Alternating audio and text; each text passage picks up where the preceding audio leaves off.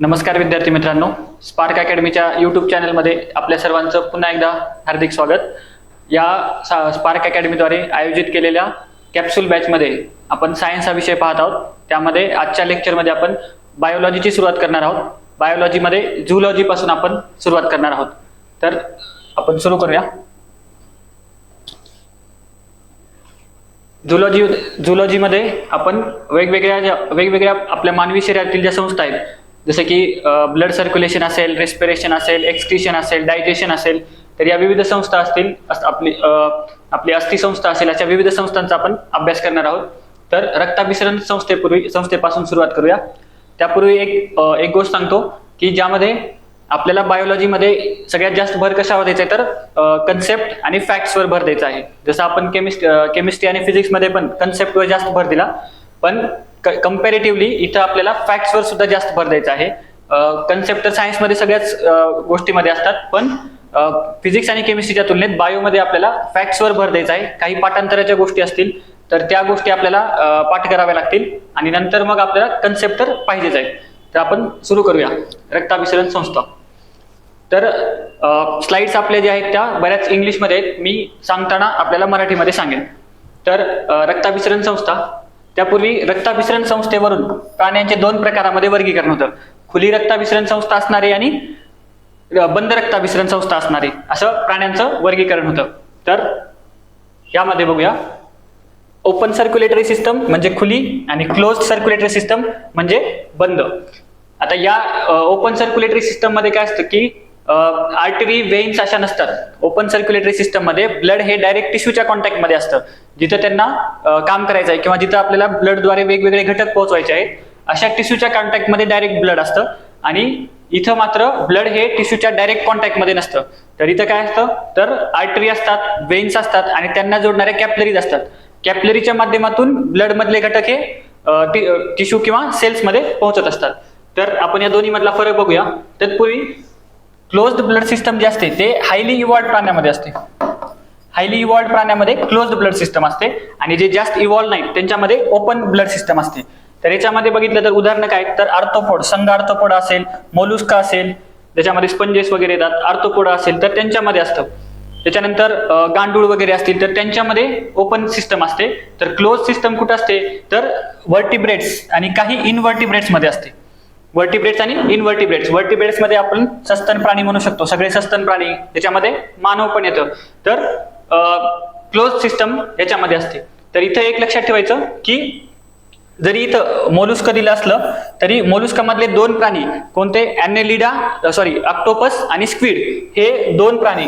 याच्यावर प्रश्न विचारू शकतो, ऑक्टोपस आणि स्क्विड हे मोलुस्का मधले दोन प्राणी जे आहेत ते मोलुस्का असून सुद्धा हे क्लोज सर्क्युलेटरी सिस्टम मध्ये येतात.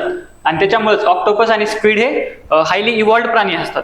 त्यांचा उपयोग, जसा ऑक्टोपसचा उपयोग असं आपण बघितलेला आहे की फुटबॉल वर्ल्ड कप मध्ये वगैरे प्रेडिक्शनसाठी वगैरे ऑक्टोपसचा उपयोग केला जातो, कारण ते थोडंसं प्रगत प्राणी आहे त्यांच्या ग्रुपमधला.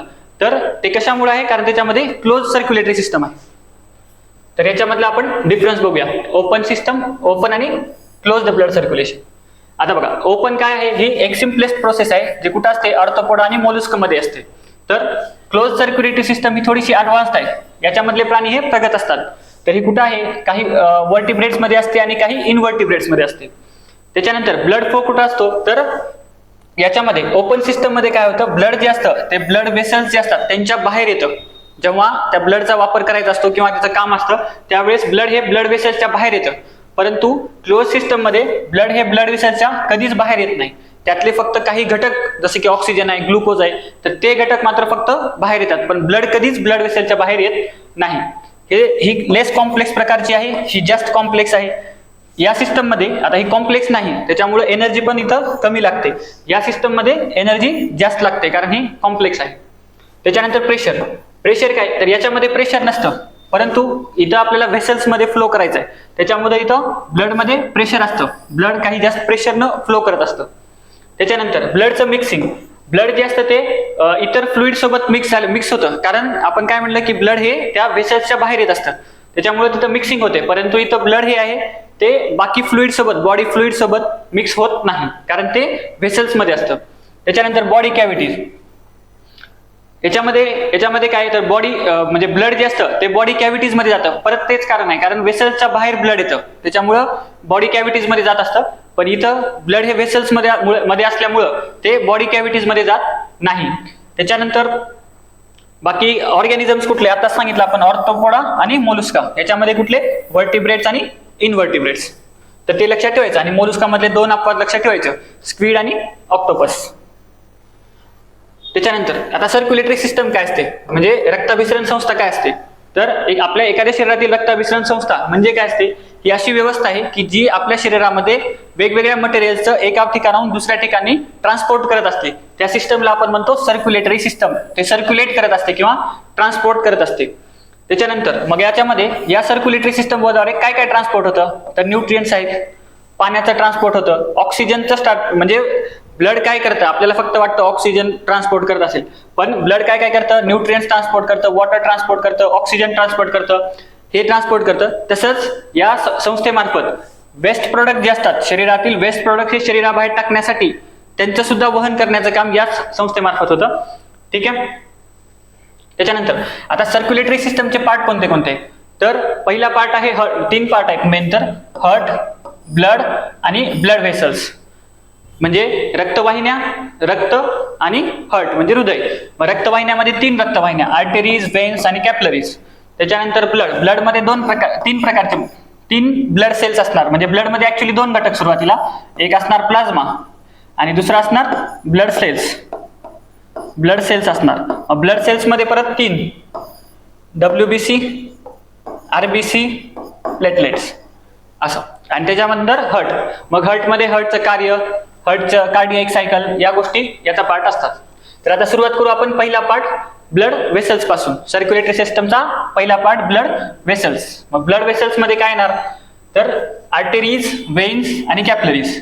आता आर्टरीजचं काम काय आहे, तर आर्टरी काय करतात, ब्लडला हार्ट पासून दूर पाठवतात. हृदयापासून ब्लडला दूर पाठवण्याचं काम आर्टरीजचं आहे. आणि हृदयामध्ये आपल्याला माहित आहे की हृदयामध्ये काय होतं, हृदयामध्ये ब्लड कोणतं असतं, ऑक्सिजनेटेड किंवा शुद्ध ब्लड असतं. तर ते शुद्ध ब्लड हृदयाकडून शरीराच्या विविध अवयवापर्यंत पोहोचण्याचं काम आर्टरीजचं आहे. याच्या उलट विविध अवयवामधील अशुद्ध ब्लड हृदयाकडे आणण्याचं काम वेन्सचं आहे. आणि कॅपिलरीजचं काम काय आहे, तर टिश्यूज सोबत इंटरॅक्ट करणं, आर्टरी, वेन्स. आणि याच्या शेवटी टिश्यूज मध्ये म्हणजे ब्लड मधले घटक टिश्यू मध्ये पाठवायचं किंवा टिश्यू मधले घटक ब्लड मध्ये घेण्यासाठी काय असतात, शेवटी कॅपिलरीज असतात. मग प्रेशर. आता यामध्ये एक लक्षात ठेवायचं, आपण काय म्हणलं की म्हणजे आर्टरी जे आहेत ते सामान्यतः बघितलं तर काय करतात, शुद्ध रक्ताचं वहन करतात.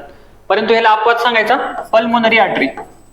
पल्मोनरी आर्टरी काय करते, हे हार्ट कडूनच ब्लड नेते, पण कोणतं ब्लड नेते, अशुद्ध ब्लड नेते. कुठं, लंग्स कडं, आणि ते शुद्ध करण्यासाठी. म्हणून पल्मोनरी आर्टरी ही नॉर्मल आर्टरीजला अपवाद आहे, ती अशुद्ध रक्ताचं वहन करते.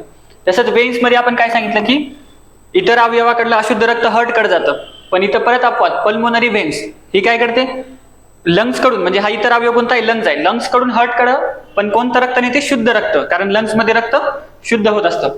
तर त्याच्यामुळं वेन्स. तर वेन्स मध्ये अपवाद सांगायचा, पल्मोनरी वेन्स. पल्मोनरी वेन्स काय करतात, शुद्ध रक्त वाहतात, आणि पल्मोनरी आर्टरी काय करतात, अशुद्ध रक्त वाहतात. त्याच्यानंतर प्रेशर. आता इथून बघायचं, आता लक्षात घ्यायचं, म्हणजे लॉजिकली विचार करून या गोष्टी सॉल्व्ह करायच्या, पाठ करण्याची गरज नाही. आता बघा, हार्ट कडून ब्लडला पूर्ण शरीरभर पोहोचवायचंय, म्हणजे हार्ट इथं आहे आणि आपले पाय खूप दूर आहेत. मग एवढं शरीरभर रक्त जर पोहोचवायचं असेल तर प्रेशर कसं असलं पाहिजे, हाय प्रेशर असलं पाहिजे. म्हणून आर्टरीमध्ये काय असणार, प्रेशर हाय असणार. वेन्स कसे असतात, आणि दुसरी गोष्ट, हार्ट कडून काय होतं, आपल्या ऑर्गन्स कडे रक्त फ्लो होतं, आणि ते फ्लो होतं ते ग्रॅव्हिटीच्या सोबत होतं, म्हणजे ग्रॅव्हिटीच्या फोर्सच्या सोबत होतं, त्याच्यामुळे प्रेशर जास्त असणार. आता वेन्समध्ये काय होतं, आपल्या शरीरातलं रक्त हार्ट कडे येणार आहे, आणि ते ग्रॅव्हिटीच्या अगेन्स्ट काम करतंय. ग्रॅव्हिटी त्याला खाली ओढत आहे, पण रक्ताला वर यायचं आहे, त्याच्यामुळे काय होतं, इथं लो असतं. आणि ग्रॅव्हिटीच हे कारण आहे, त्याच्यामुळं ग्रॅव्हिटीच्याच कारणामुळे त्याला वॉल्स पण असतात, लक्षात घ्या. कारण रक्त जे वर येत आहे विविध अवयवाकडून, ते रक्त ग्रॅव्हिटी त्याला खाली ओढत आहे. मग जर आपण तिथं वॉल लावले नाहीत, वॉल जर लावला नाही तर ते रक्त खाली जाईल. मग ते रक्त खाली जाऊ नये म्हणून वेन्स मध्ये काय असतात, वॉल्स असतात, पण आर्टरी आणि ह्याच्यामध्ये नसतात. ठीक आहे. त्याच्यानंतर लुमेनचं डायमीटर कसं असणार, नॅरो असणार. लुमेन म्हणजे काय, की जी आपली वेसल आहे, त्या वेसल मधली जी पोकळी असते, त्या पोकळीला लुमेन असं म्हणतात. मग लुमेन इथं कसं असणार, नॅरो असतात. त्याचं कारण काय, तर सिंपल, जेवढी वेसल छोटी तेवढं प्रेशर जास्त एक्झर्ट करू शकते. आणि आपल्याला काय पाहिजे, आर्टरीमध्ये प्रेशर पाहिजे. म्हणून ते आपण जे म्हणतो, पाईप जर आपण छोटा घेतला तर पाईपवर लागणारं प्रेशर जास्त असेल, पाईप मोठा घेतला तर पाईपच्या भिंतीवर लागणारं प्रेशर कमी असेल. तर तसंच म्हणून आर्टरीमध्ये काय असते, लुमेन छोटी असते. ठीक आहे, त्याच्यामुळे हे नॅरो. आणि इथं कसं असणार, वाईड असणार. आणि कॅपिलरीज मध्ये खूप जास्त नॅरो असणार. ठीक आहे. त्याच्यानंतर थिकनेस. आता बघा, लुमेन कमी ठेवायची आणि दुसरं म्हणजे प्रेशर झेलायचंय. एवढं हाय प्रेशर झेलायचं असेल तर थिकनेस कशी पाहिजे, जास्त पाहिजे ना. त्या ब्लड वेसलची थिकनेस जास्त पाहिजे, नाहीतर त्या वेसल्स फुटून जातील, रक्त बाहेर येईल. पण वेन्स मध्ये प्रेशर जास्त नाहीये म्हणून त्या थिन. आणि कॅपिलरीज काय असणार, खूप जास्त थिन, कारण तिथं प्रेशर खूप, म्हणजे काही प्रेशरचा विषयच नाही. ठीक आहे. आता वॉलचे लेअर, परत जे इथं सांगितलं, थिक वॉल असले पाहिजेत. थिक वॉल असले पाहिजेत म्हणजे लेयर्स पण जास्त असले पाहिजेत त्याला प्रोटेक्ट करण्यासाठी. तर 3 लेअर कोणते, ट्युनिका ऍडव्हेन्शिया, ट्युनिका मीडिया, ट्युनिका एंटिमा. इथं पण परत 3 लेयर्स आहेत. वेन्स मध्ये पण 3 लेयर्स आहेत. कॅपिलरीज मध्ये मात्र 1 लेअर आहे. कॅपिलरी मध्ये मात्र 1 लेअर आहे. ठीक आहे, लक्षात ठेवायचं, इथं 3 लेअर आहेत. आर्टरी आणि वेन्स दोन्ही मध्ये पण लेअर्स 3च आहेत. ठीक आहे. मसल, आता लक्षात घ्यायचं, इलास्टिक आहेत मसल, म्हणजे मस्क्युलर आहेत आणि इलास्टिक आहेत. आता आर्टरीज कशा आहेत, जास्त प्रेशर एक्झर्ट करत आहेत. मग ते प्रेशर जर झेलायचं असेल तर आपल्याला इलास्टिक पाहिजेत, मस्क्युलर पाहिजेत. नाहीतर जर आपण त्याला हार्ड सबस्टन्स वापरला तर ते ब्लड वेसल्स इझिली फुटून जातील. तर त्याच्यामुळं इलास्टिक असल्या पाहिजेत. तर ते लार्ज अमाऊंट मध्ये मसल फायबर वगैरे असतात. पण वेन्स मध्ये जास्त प्रेशर नाहीये, त्याच्यामुळं इथं कमी अमाऊंट मध्ये मसल फायबर किंवा इलास्टिक फायबर्स कमी अमाऊंट मध्ये असतात आणि कॅपिलरीज मध्ये नसतात. तर हे असं. बाकी आणखीन काही पॉईंट्स बघूया. आता हे सांगितलं आपण की अवे फ्रॉम द हार्ट, हे झालं. बघा, कॅपिलरीज काय करतात, वेस्ट प्रोडक्ट सुद्धा घेत असतात. काही एक्स्ट्रा पॉईंट, कॅपिलरीज काय करतात, वेस्ट प्रोडक्ट सुद्धा आपल्यासोबत घेतात. ठीक आहे. त्याच्यानंतर आपण इथं काय म्हणलं, आर्टरीज मध्ये इलास्टिक आणि फायबरस टिश्यू असतात. पण इथं इलास्टिक फायबरस कमी आहेत आणि इथं तर नाहीच आहे. ठीक आहे, लुमेन झालं. ठीक आहे. एक लक्षात ठेवायचं, आर्टरी ह्या कुठं असतात, खाली असतात. ठीक आहे. वेन्स कशा, म्हणजे वेन्स कशा असतात, वर असतात. वेन्स वर असतात आणि आर्टरी खाली असतात. ठीक आहे, त्याला सुपरफिशियल असं म्हणतात. आर्टरीज ह्या सुपरफिशियल असतात.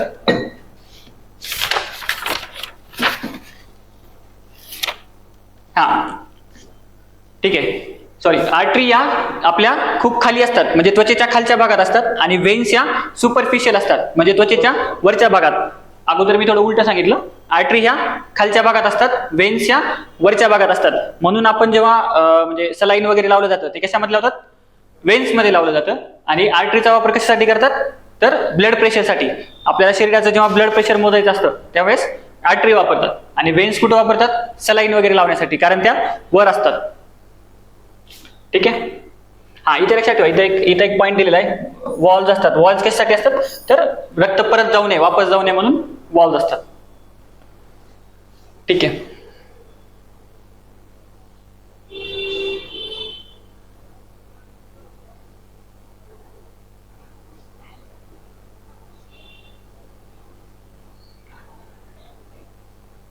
ठीक आहे. आता फंक्शन ऑफ ब्लड.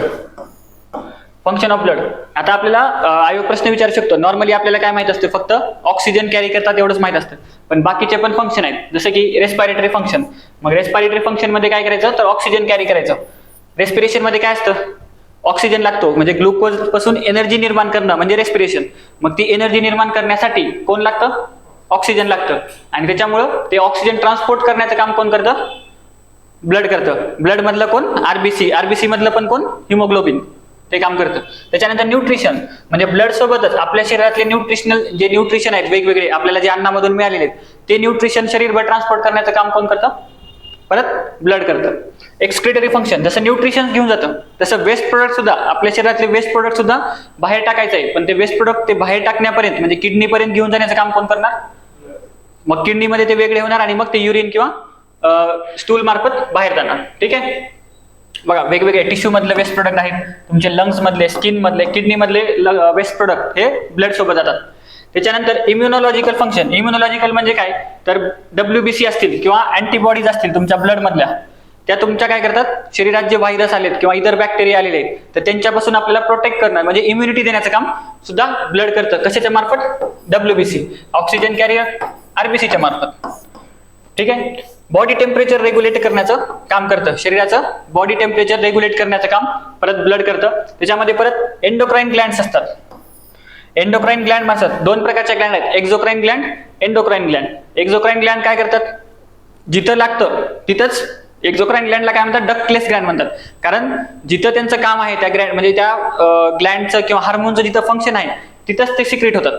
पण एंडोक्राइन ग्लँड कसे असतात, त्यांचं फंक्शन एका जागेवरून सिक्रेट होतील पण त्यांचं काम दुसऱ्या शरीराच्या वेगवेगळ्या इतर भागामध्ये पण असू शकतं. मग तिथं त्या भागापर्यंत ते ग्लँड मधले जे हार्मोन्स आहेत ते त्या दुसऱ्या भागापर्यंत नेण्याचं काम कोण करतं, तर ब्लड मार्फत जातं. म्हणजे पिट्युटरी ग्लँड कुठे आहे, आपल्या मेंदूमध्ये आहे, पण ते पूर्ण नियंत्रणाचं काम करतं. मग ते शरीराच्या वेगवेगळ्या भागापर्यंत पिट्युटरी ग्लँड मधले हार्मोन्स पोहोचवणं किंवा पिट्युटरी ग्लँडचं काम पोहोचवणं हे कोण करतं, ब्लडच्या माध्यमातून ते हार्मोन्स शरीरभर पोहोचतात. ठीक आहे. आणि दुसरं ब्लड मध्ये काय असतात, क्लॉटिंग एजंट पण असतात, फायब्रिनोजन, प्रोथ्रोम्बिन किंवा प्लेटलेट्स, हे सगळे काय आहेत, क्लॉटिंग एजंट आहेत. आणि याच्या माध्यमातून काय होतं की ब्रेन हॅमरेज म्हणजे काय होतं की ब्रेन हॅमरेज किंवा हॅमरेज म्हणजे काय होणार, तर हे ते हॅमरेजला रोखण्याचं काम करतं. हॅमरेज म्हणजे रक्त त्याच्या बाहेर येणं, ब्लड वेसल्सच्या बाहेर येणं, तर ते रोखण्याचं काम कोण करतं, तर ब्लड मधले क्लॉटिंग एजंट्स करतात. तर अशी ब्लडचे विविध फंक्शन आहेत. ठीक आहे. आता ब्लड मध्ये काय काय बघा, ब्लडचे कंपोनंट्स बघूया. तर ब्लडच्या कंपोनंट्स मध्ये काय, तर सगळ्यात पहिल्यांदा दोन मेन कंपोनंट, प्लाझ्मा आणि इतर फॉर्म्ड एलिमेंट्स. मग प्लाझ्मा मध्ये काय काय असतं, आता आयोग प्रश्न विचारू शकतो, त्याच्या थोडंसं अगोदर हे बघूया. बघा, ब्लड आहे, ब्लडचा 55% पार्ट जो आहे तो प्लाझ्मा आहे. हे आयोग याच्यावर प्रश्न विचारतो. ब्लडचा 55% पार्ट प्लाझ्मा आहे आणि ब्लड सेल्सचा पार्ट किती आहे, 45% आहे. मग ब्लड सेल मध्ये काय येतं, आरबीसी, डब्ल्यूबीसी, प्लेटलेट. आता प्लाझ्मा 55%, प्लाझ्माच्या पण 90% वॉटर आहे, प्लाझ्माच्या 90% वॉटर आहे. मग आयोग काय प्रश्न विचारणार, म्हणजे स्टेटमेंट मध्ये असं विचारणार, प्लाझ्माच्या 90% वॉटर आहे, हे पण बरोबर आहे. मग ब्लडच्या किती पर्सेंट वॉटर झालं, या 55च्या 90% वॉटर आहे. मग 55च्या 90% म्हणजे अराउंड 47 समथिंग असं पर्सेंटेज येतं. तर 55च्या 90% काढायचं म्हणजे तुम्हाला काय कळणार, ब्लडच्या किती पर्सेंट पाणी आहे ते आपल्याला कळणार. तर आयोग त्याच्यावर प्रश्न विचारतं. तर आता प्लाझ्माचं कंपोजिशन बघूया. प्लाझ्मामध्ये 90% वॉटर आहे, 1% काय आहे, तर इनऑर्गॅनिक कॉन्स्टिट्युएंट आहे. त्याच्यामध्ये काय येतं, Na ion, Cl minus ion, K ion, असे वेगवेगळे जे आयन्स आहेत ते 1% मध्ये येतात. त्याच्यानंतर ऑर्गॅनिक कॉन्स्टिट्युएंट आहेत आणि डिझॉल्व्ड गॅसेस आहेत. ठीक आहे. मग आता ऑर्गॅनिक कॉन्स्टिट्युएंट म्हणजे काय, प्रोटीन म्हणजे वेगवेगळ्या प्रकारचे प्रोटीन आहेत. त्याच्यामध्ये इथे 3 दाखवलेत पण 4 प्रकारचे प्रोटीन महत्वाचे आहेत. कुठलं, अल्बुमिन, ग्लोब्युलिन, फायब्रिनोजन आणि प्रोथ्रोम्बिन. ठीक आहे. त्यातलं अल्बुमिन जे आहे ते अल्बुमिन काय करतं, शरीरातलं पाण्याचं बॅलन्स, पाण्याचं संतुलन, त्याला आपण काय म्हणतो, ऑस्मोटिक बॅलन्स ठेवण्याचं काम अल्बुमिन करतं. ग्लोब्युलिन काय करतं, शरीराला इम्युनिटी देतं, यालाच इम्युनोग्लोबिन पण असं म्हणतात, इम्युनिटी देणं. ठीक आहे. तर ते काम करतं ग्लोब्युलिन, म्हणजे बाहेरच्या बॅक्टेरिया सोबत फाईट करण्याची शक्ती देणं, तर ते ग्लोब्युलिन काम करतं. त्याच्यानंतर फायब्रिनोजन आणि प्रोथ्रोम्बिन हे दोन काय आहेत, ब्लड कॉगलंट आहेत, म्हणजे ब्लडला घट्ट करण्याचं काम करतात. तर तेव्हा त्याच्या गाठी बनवणं त्याचं काम कोण करतं, फायब्रिनोजन आणि प्रोथ्रोम्बिन. ठीक आहे. बाकी आणखीन काय, प्लाझ्मा मधले आणखीन काय न्यूट्रिएंट्स असतात वेगवेगळे, glucose, amino acid, lipids, vitamins आणि वेस्ट प्रोडक्ट सुद्धा असतात, युरिया. तर आपल्याला हे सगळं माहित पाहिजे.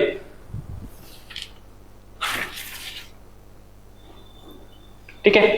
आता प्रोटीनचं आता याच्यामधलं प्रोटीनचं प्रमाण जे आहे ते 7 to 8% आहे. आयोग याच्यावर पण विचारतं, हे पण लक्षात ठेवा. प्रोटीनचं प्रमाण 7 to 8%, म्हणजे 90% वॉटर, 7% प्रोटीन, आणि हे जे बाकीचे आहेत सगळे इनऑर्गॅनिक असतील, न्यूट्रिएंट्स असतील, वेस्ट प्रोडक्ट असतील किंवा डिझॉल्व्ड गॅसेस असतील, हे सगळे 2 to 3% किंवा 3% असतात. ठीक आहे.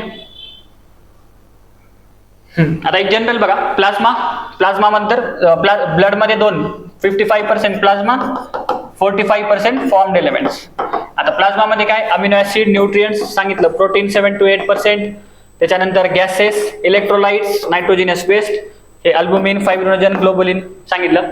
त्याच्यानंतर आता फॉर्म्ड एलिमेंट्स मध्ये काय, ल्युकोसाइट्स म्हणजे डब्ल्यूबीसीज, एरिथ्रोसाइट्स म्हणजे आरबीसीज, प्लेटलेट्स म्हणजे प्लेटलेट्स, हे 3.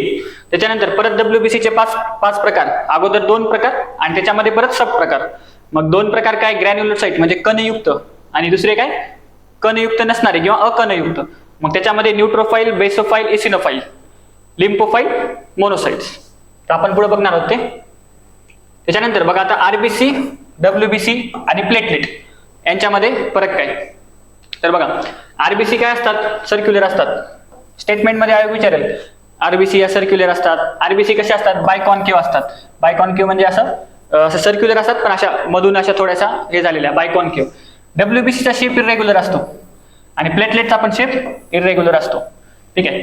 लॉजिक असं आहे, डब्ल्यूबीसी इरेग्युलर का असतात, कारण डब्ल्यूबीसीचं मेन काम काय की बाहेरच्या याच्यात म्हणजे इम्युनिटी देणं आणि बाहेरच्या बॅक्टेरिया सोबत वगैरे फाईट करणं. आणि नॉर्मली फाईट करण्यासाठी तुम्हाला शेप एक फिक्स असून जमत नाही, त्या बॅक्टेरियानुसार ते आपला शेप ठरवत असतात. म्हणून डब्ल्यूबीसीचा शेप इरेग्युलर आहे. आणि आरबीसी कशा आहेत, बायकॉन्केव्ह आणि सर्क्युलर आहेत. आता कुठं प्रोड्यूस होतात आरबीसी, कुठं बनतात, बोन मॅरो मध्ये. सगळेच बोन मॅरो मध्ये. बोन मॅरो काय असतं, बोन मॅरो असते म्हणजे एखादं लांब जे हाड असतं त्या लांब हाडाच्या शेवटची जी जागा असते त्या शेवटच्या जागेला बोन मॅरो असं म्हणतात. आणि आरबीसी, डब्ल्यूबीसी, प्लेटलेट हे सगळेच बोन मॅरो मध्ये बनतात. ठीक आहे.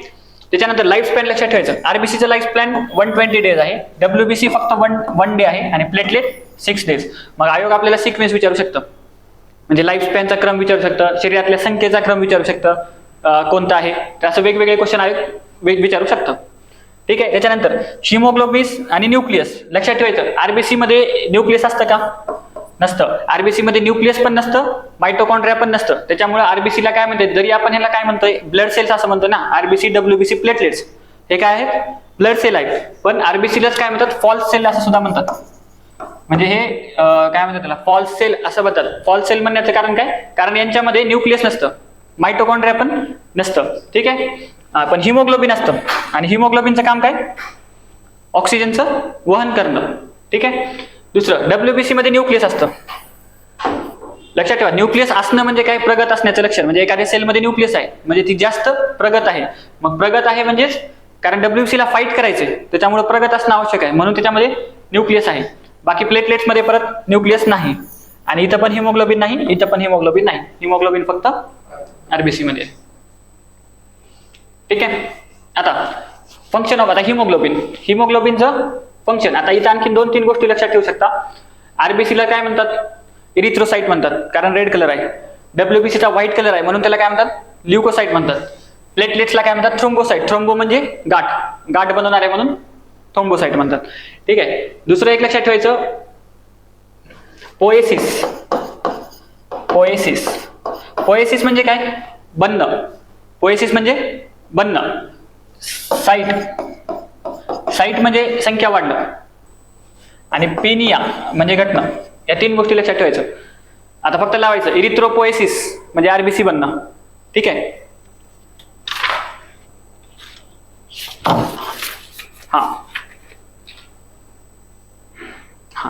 इरिथ्रोपोएसिस म्हणजे आरबीसी बनणं, ल्युकोपोएसिस म्हणजे डब्ल्यूबीसी बनणं आणि थ्रोम्बोपोएसिस म्हणजे प्लेटलेट्स बनणं. त्याच्यानंतर साईट म्हणजे त्यांची संख्या वाढणं. इरिथ्रोसाइट म्हणजे काय, किंवा साईट किंवा सायटोसिस. इरिथ्रोसायटोसिस म्हणजे काय, आरबीसीची संख्या वाढणं. ल्युकोसायटोसिस म्हणजे डब्ल्यूबीसीची संख्या वाढणं आणि प्लेटलेट म्हणजे प्लेटलेट्सची संख्या वाढणं म्हणजे थ्रोम्बोसाइट्स. ठीक आहे. आणि पेनिया म्हणजे यांचं प्रमाण कमी होणं. हे बनणं, संख्या वाढणं आणि प्रमाण कमी होणं म्हणजे काय, इरिथ्रोपिनिया, ल्युकोपिनिया आणि थ्रोम्बोपिनिया. असं या कन्सेप्ट लक्षात ठेवायच्या. ठीक आहे. आणखीन काही पॉइंट्स आहेत का,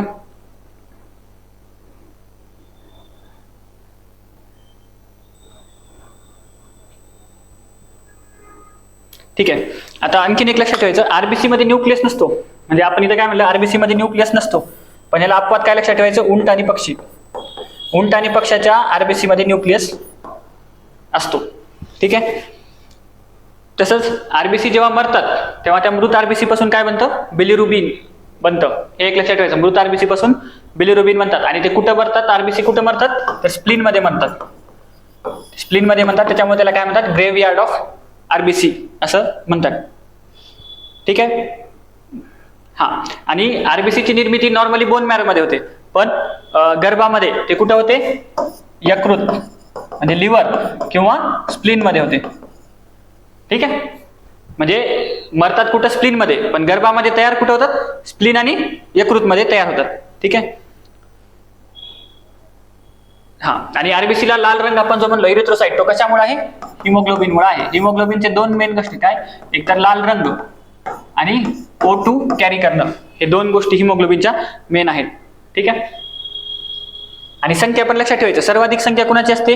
आरबीसीची सर्वाधिक संख्या असते शरीरामध्ये, आरबीसीची संख्या सर्वाधिक असते. त्याच्यानंतर प्लेटलेट्सची असते आणि सर्वात कमी काय असतात? WBC असतात. आणि पुरुषांमध्ये आरबीसीची, आता आरबीसीची व्हॅल्यू एक विचारू शकता आयोग, तर पुरुषांमध्ये जास्त असते स्त्रियांपेक्षा, ते एक लक्षात ठेवायचं. ठीक आहे. फॅक्च्युअल गोष्टी थोडस बघून घ्यायला लागतात. आता फंक्शन ऑफ हिमोग्लोबिन आणि स्ट्रक्चर ऑफ हिमोग्लोबिन, तर आयोग हिमोग्लोबिनवर प्रश्न विचारू शकतं. तर हिमोग्लोबिन मध्ये काय असतं बघा, सगळ्यात मेन लक्षात ठेवायचं पॉर्फिरिन रिंग असते. म्हणजे हिमोग्लोबिन कशापासून बनलेलं आहे? आयन पासून. हे एक लक्षात ठेवायचं, सगळ्यात पहिला पॉईंट. दुसरा पॉईंट, त्याच्यामध्ये पॉर्फिरिन आयन जे असतं ते पॉर्फिरिनच्या स्वरूपात असतं, पॉर्फिरिन रिंग म्हणतात त्याला, पॉर्फिरिन रिंग असते. हा दुसरा पॉईंट. तिसरं, हिमोग्लोबिन मध्ये हे प्रोटीन आहे, म्हणजे एक प्रकारचं प्रथिन आहे. तर या प्रथिनामध्ये काय असतात? 2 अल्फा रिंग असतात, 2 बीटा रिंग असतात. तर हे लक्षात ठेवायचं, 4 रिंग असतात, त्यातल्या 2 अल्फा आणि 2 बीटा रिंग असतात. तर हे असे क्वेश्चन विचारू शकतं. एका हिमोग्लोबिन सोबत 4 ऑक्सिजनचे मॉलिक्यूल असतात. एका हिमोग्लोबिन सोबत 4 ऑक्सिजनचे मॉलिक्यूल असतात.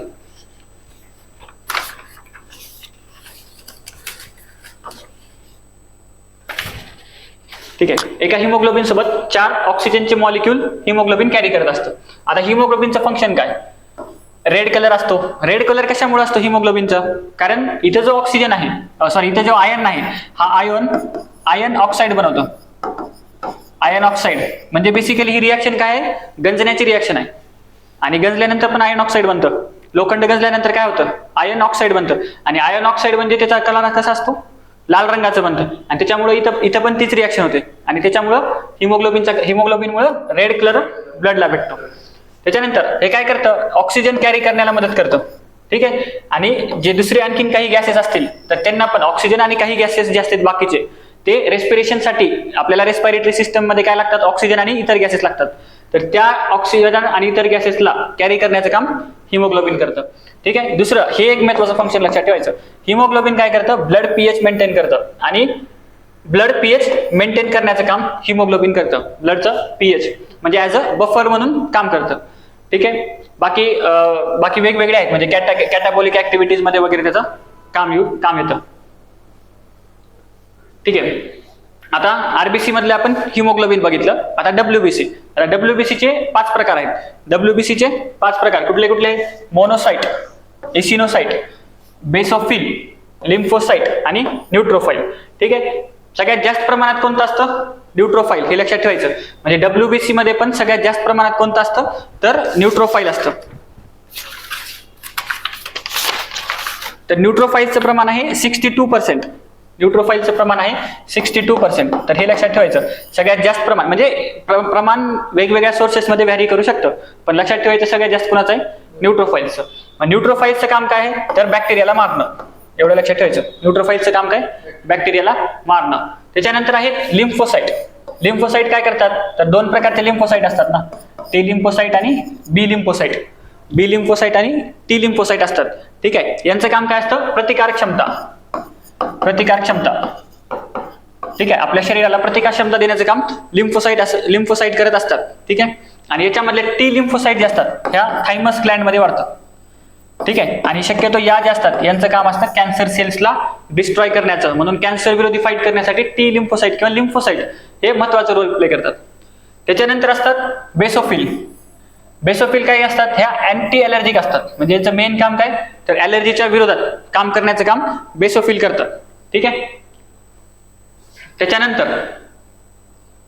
त्याच्यानंतर मोनोसाइट्स. मोनोसाइट लक्षात ठेवा. मोनो म्हणजे काय? एक सेल असणारी पेशी समजा, असं लक्षात ठेवायचं. आणि ती ही सगळ्या, म्हणजे या 5 डब्ल्यूबीसी मधली सर्वात मोठी असते. सर्वात मोठी लक्षात ठेवा. ही सर्वात मोठी झाली, सर्वात जास्त प्रमाणातली झाली. आणि सर्वात लहान कोणती आहे? तर बेसोफिल जी आहे ती सर्वात कमी प्रमाणात असणारी. सर्वात कमी प्रमाणात, सर्वात जास्त प्रमाण, सर्वात कमी प्रमाण, सर्वात मोठी सेल. ठीक आहे. आता मोनोसाइटचं काम काय असतं? तर हे काय करतं, स्कॅव्हेंजर म्हणून काम करतं. स्कॅव्हेंजर म्हणजे काय करतं, आपल्या शरीरातल्या बॉडीमधल्या डेड सेल किंवा ओल्ड किंवा जुन्या झालेल्या सेल्स त्यांना काय म्हणतात मारण्याचं किंवा त्यांचं डायजेस्ट करण्याचं, त्यांना स्कॅव्हेंज करण्याचं काम या करतात, म्हणून त्यांना स्कॅव्हेंजर असं म्हणतात. ठीक आहे. आणि त्याच्यानंतर असतात इसिनोफाईल्स. इसिनोफाईल म्हणजे काय, इसिनोफाईल काय करतात, तर यांचे दोन काम, एक तर ॲलर्जीच्या विरोधात म्हणजे अँटी ॲलर्जी आणि अँटी पॉइझन म्हणजे विष विरोधात, ही त्यांची काम आहेत. ठीक आहे. आता याच्यातल्या लिम्फोसाइट आणि मोनोसाइट या दोन सेल जे आहेत, लिम्फोसाइट आणि मोनोसाइट या दोन ज्या सेल आहेत, या दोन लिम्फोसाइट आणि मोनोसाइट या दोन ज्या सेल आहेत त्या अग्रॅन्युलोसाइट्स आहेत. अग्रॅन्युलोसाइट्स आपण अगोदर तो चार्ट बघितला होता बघा. लिम्फोसाइट आणि मोनोसाइट ह्या अकणयुक्त आहेत आणि न्यूट्रोफाइल, बेसोफाइल, इसिनोफाइल ह्या कणयुक्त आहेत. ठीक आहे.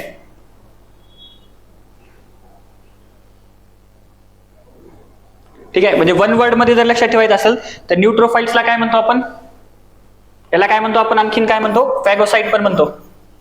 फॅगोसाइट कारण हे बॅक्टेरियाला मारतात. फॅगो म्हणजे सूक्ष्मजीव, इतर सूक्ष्मजीव म्हणजे फॅगो, साइट म्हणजे मारणे. फॅगोसाइट म्हणजे बॅक्टेरियांना मारणारे. यांनाच आणखीन काय म्हणतात, सैनिकी पेशी पण असं म्हणतात, सैनिकी पेशी. ठीक आहे. तसं यांना स्कॅव्हेंजर, मोनोसाइटला आपण काय म्हणत होतो, स्कॅव्हेंजर असं म्हणत होतो. किंवा यांना आणखीन काय म्हणतात, मेमरी सेल पण म्हणतात. मोनोसाइटला मेमरी सेल पण म्हणतात. का, कारण ते अँटीबॉडी बनवतात आणि एकदा अँटीबॉडी बनवल्या की नंतर ती पेशी किंवा तो सूक्ष्मजीव परत शरीरात केव्हा पण आला तर ते आपल्या शरीराला म्हणजे मेमरी असते आणि ते आपल्या शरीराला म्हणजे फाईट कर, कारण ते अँटीबॉडी बनवलेले असतात, ते अँटीबॉडी परत ऍक्टिव्हेट होणार, ते अशी फाईट करणार. मग ते काय असतात, मेमरी सेल. मोनोसाइट एम लक्षात ठेवायचं, एम फॉर मेमरी सेल. आणि दुसरं काय लक्षात ठेवायचं, स्कॅव्हेंजर. यांना काय म्हणतात, फॅगोसाइट्स किंवा सैनिकी पेशी म्हणतात. ठीक आहे. आणि प्रमाणानुसार सर्वात जास्त, प्रमाणानुसार सर्वात कमी, आकाराने सर्वात मोठ्या. ठीक आहे. ठीक आहे. आणि आणखीन एक लक्षात ठेवायचं, या ज्या न्यूट्रोफाईल जे आहेत ह्या आकार बदलू शकतात. कारण अगेन का बरं आकार बदलू शकतात, कारण त्यांना मारायचंय, बाहेरच्या पेशींना मारायचंय, त्याच्यामुळे त्या आकार बदलू शकतात. ठीक आहे. आणि बेसोफिल जे आहेत ते हिपॅरिन आणि हिस्टॅमाइन बनवतात. हिपॅरिन आणि हिस्टामाइन. हिस्टामाइन काय करत असतं, अँटी ॲलर्जिक काम करत असतं. ठीक आहे. तर हे पॉइंट्स लक्षात ठेवायचं. आता हृदयाची रचना आणि कार्य. तर एक बेसिक समजून घेऊया पहिल्यांदा. आपलं हृदय कसं आहे, स्नायुमय आहे. काय म्हणायचं, मस्क्युलर आहे. मस्क्युलर अवयव आहे त्याच्यामध्ये, म्हणजे मसल्स पासून बनलेला आहे. मांसल अवयव आहे. हा स्नायू अनैच्छिक आहे, इनव्हॉलंटरी म्हणजे काय, हृदयाच्या हार्टबीट्सवर वगैरे आपलं कंट्रोल आहे का, नाही, आपण त्याला कंट्रोल करू शकत नाही. त्याच्यामुळे हा इनव्हॉलंटरी अवयव आहे. त्याचं वजन साधारणतः 250 ते 300 ग्रॅम आहे. ठीक आहे. हृदयामध्ये एकूण 4 कप्पे आहेत, प्रत्येकाचं कार्य वेगवेगळं आहे. ठीक आहे. आपल्या हृदयामध्ये शुद्ध आणि अशुद्ध बळ मिसळते का, मिसळत नाही. ठीक आहे. आपल्या हृदयामध्ये शुद्ध आणि अशुद्ध ब्लड मिसळत नाही आणि म्हणून आपण कशा आहोत, प्रगत आहोत. आणि ज्या प्राण्यांमध्ये शुद्ध आणि अशुद्ध ब्लड मिसळतं तर ते कसं असतात, अप्रगत असतात. जसं आपण बघितलं, आपलं कुठली सिस्टम आहे, क्लोज सर्क्युलेशन सिस्टम आहे. आणि ओपन मध्ये काय होतं, शुद्ध आणि अशुद्ध रक्त मिसळतं. ठीक आहे. दुसरं हे काय असतं, स्वतः आकुंचन आणि प्रसरण पावण्याची क्षमता असते. म्हणजे आपलं जे हार्ट आहे ते स्वतः आकुंचन आणि प्रसरण पाहू शकतं. आणखीन एक वाक्य लक्षात ठेवायचं, मस्क्युलर झालं, आपलं हार्ट कसं आहे, मायोजेनिक आहे. ह्युमन हार्ट इज मायोजेनिक आहे. मायोजेनिक म्हणजे काय, स्वतःचे इम्पल्स म्हणजे जे आवेग आहेत ते स्वतःचे इम्पल्स स्वतः बनवू शकतं. तर त्याच्यामुळे त्याला काय म्हणतात, मायोजेनिक असं म्हणतात. म्हणजे आपण बघतो ना की जेव्हा ब्लड पंप होतं तेव्हा आपण इथं एबी नोड, एसए नोडला काय म्हणतात, स्पेसमेकर म्हणतात. पेसमेकर का बरं म्हणतात, कारण ते आवेग तयार करतं, इलेक्ट्रिक इम्पल्सेस तयार करतं आणि ते आपण स्वतः बनवू शकतं हार्ट, म्हणून त्याला काय म्हणतात, मायोजेनिक असं म्हणतात. तर मायोजेनिक आहे, मस्क्युलर आहे. ठीक आहे. 4 कप्पे आहेत हार्टला. ठीक आहे. आता बघा, हार्ट मधले बघा, ॲट्रियम आणि वेंट्रिकल म्हणजे जे वरचे 2 कप्पे असतात त्यांना काय म्हणायचं, ॲट्रियम. आणि वेंट्रिकल म्हणजे खालचे 2 कप्पे. वरच्या 2 कप्प्यांचं काम काय, आलेलं रक्त स्वीकारणं, म्हणजे शरीराच्या विविध भागातलं रक्त आलेलं स्वीकारणं, ते म्हणजे काय म्हणतात आयट्रियमचं कार्य. आणि व्हेंट्रिकलचं काम काय, तर हृदयामधलं रक्त शरीराकडे पाठवण्यासाठी कुठलं आहे, व्हेंट्रिकल. त्याच्यानंतर आता 4 कप्पे, लेफ्ट आणि राईट. तर आता कसं असतं बघा, आता एक आपण जनरली बघूया. हे आहे तुमचं उजवा अलिंद किंवा राईट ॲट्रियम, हे आहे राईट व्हेंट्रिकल किंवा उजवं निलय, हे डावं अलिंद लेफ्ट ॲट्रिकल आणि लेफ्ट व्हेंट्रिकल. आता याच्यामध्ये काय होतं, आपण लय फंक्शन बघूया. हा आता बघा, हे राईट ॲट्रियम आहे, उजवा अलिंद आहे. आता याच्यामध्ये काय होतं, आपण काय म्हणलं की ॲट्रियम जे आहे ते काय करतं, रक्त स्वीकारतं इकडून, म्हणजे शरीराच्या विविध भागातलं. तर राईट ॲट्रियम मध्ये काय होतं, सुपिरियर वेना केव्हा आणि सुपिरियर वेना केव्हा, इन्फिरियर वेना केव्हा आणि करोनरी सायनस, या तीन म्हणजे वेन्स, या 3 वेन्सच्या माध्यमातून रक्त राईट ॲट्रियम मध्ये येतं. सुपिरियर वेना केव्हा मध्ये कुठलं येतं, तर आपलं मेंदू आणि हात याच्यामधला रक्त जे असतं ते सुपिरियर वेना केव्हा मार्फत येतं. बाकी इतर अवयवांचं जे रक्त आहे ते इन्फिरियर वेना केव्हा मार्फत येतं. आणि करोनरी मध्ये कुठलं येतं, हार्टमधलंच अशुद्ध रक्त हार्टमध्ये येण्यासाठी करोनरी किंवा करोनरी सायनस असतं. तर या 3च्या माध्यमातून राईट ॲट्रियम मध्ये सुरुवातीला रक्त येतं. ठीक आहे.